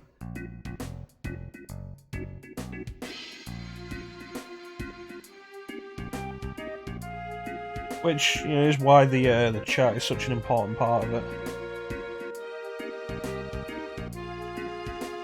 And here I was like 3 hours ago, just like, oh, I'm so bored, I want to just do something. And now here we are, like, almost time for bed. No, I don't do speedruns. I mean, sometimes I'll try to complete a game fast. Like, I was discussing with Bane a little while back about doing a Metroid game. As I'll probably do Fusion, I've been in the mood for it.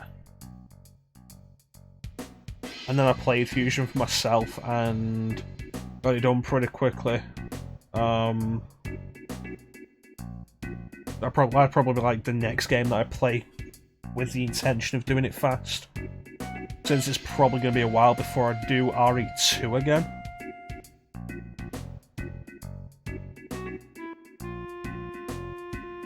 Although I do still want to do that one long stream with the intention of doing all 4 scenarios in one sitting.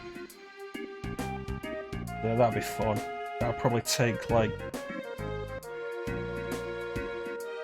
that'd probably take over 6 hours.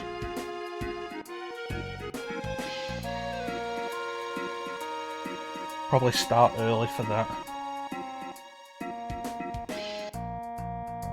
Yeah, it would be a solid working day.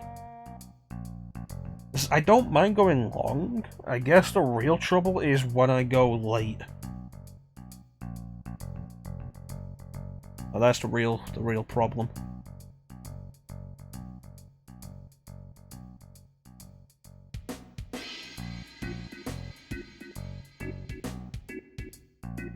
I like that, looks quite nice. Then we got that, the super thin screen.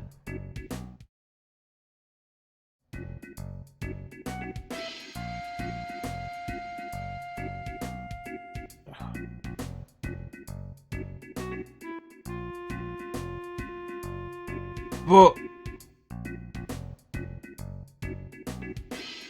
now it's time for the part of the stream I always have trouble with, which is actually ending it.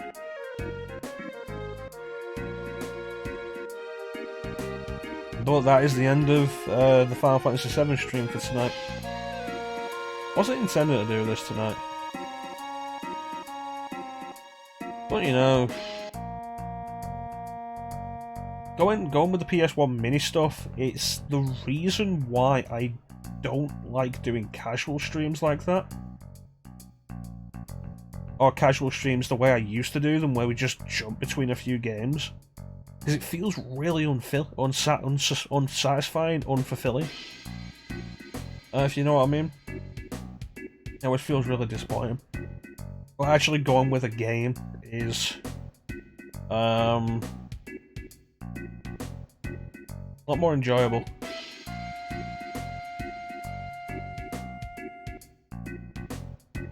Well, that is going to do it for tonight. I want to thank everybody who joined the stream. I always really appreciate the support. Thank you so much. A big special thank you to everybody who joined the chat. That is Klim, Teak, Bane, and Professor. Thanks so much for joining the chat, guys. Chat is what keeps the streams going. What makes them worth doing. We'll be back tomorrow, 8 PM, Great Meeting Time, GMT, with hopefully the conclusion of Wind Waker. And then after that, we might be doing RE3 on Monday. If not Monday, then Tuesday. But we'll decide that tomorrow. Hopefully by then, everybody who wants to play it will have played it. So then you don't have to worry about the stream spoiling any of it for you.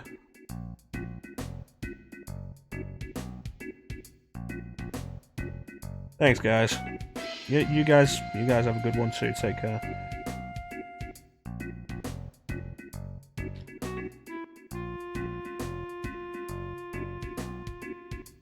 And I'll catch you again tomorrow, 8 PM GMT, Wind Waker. We have the Wind Temple and the Triforce Hunt, and then just like the final stretch.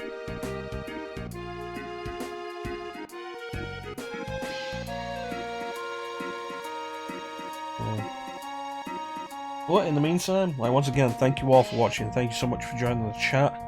Have yourselves a fantastic time of day, and take care. Catch you next time, guys.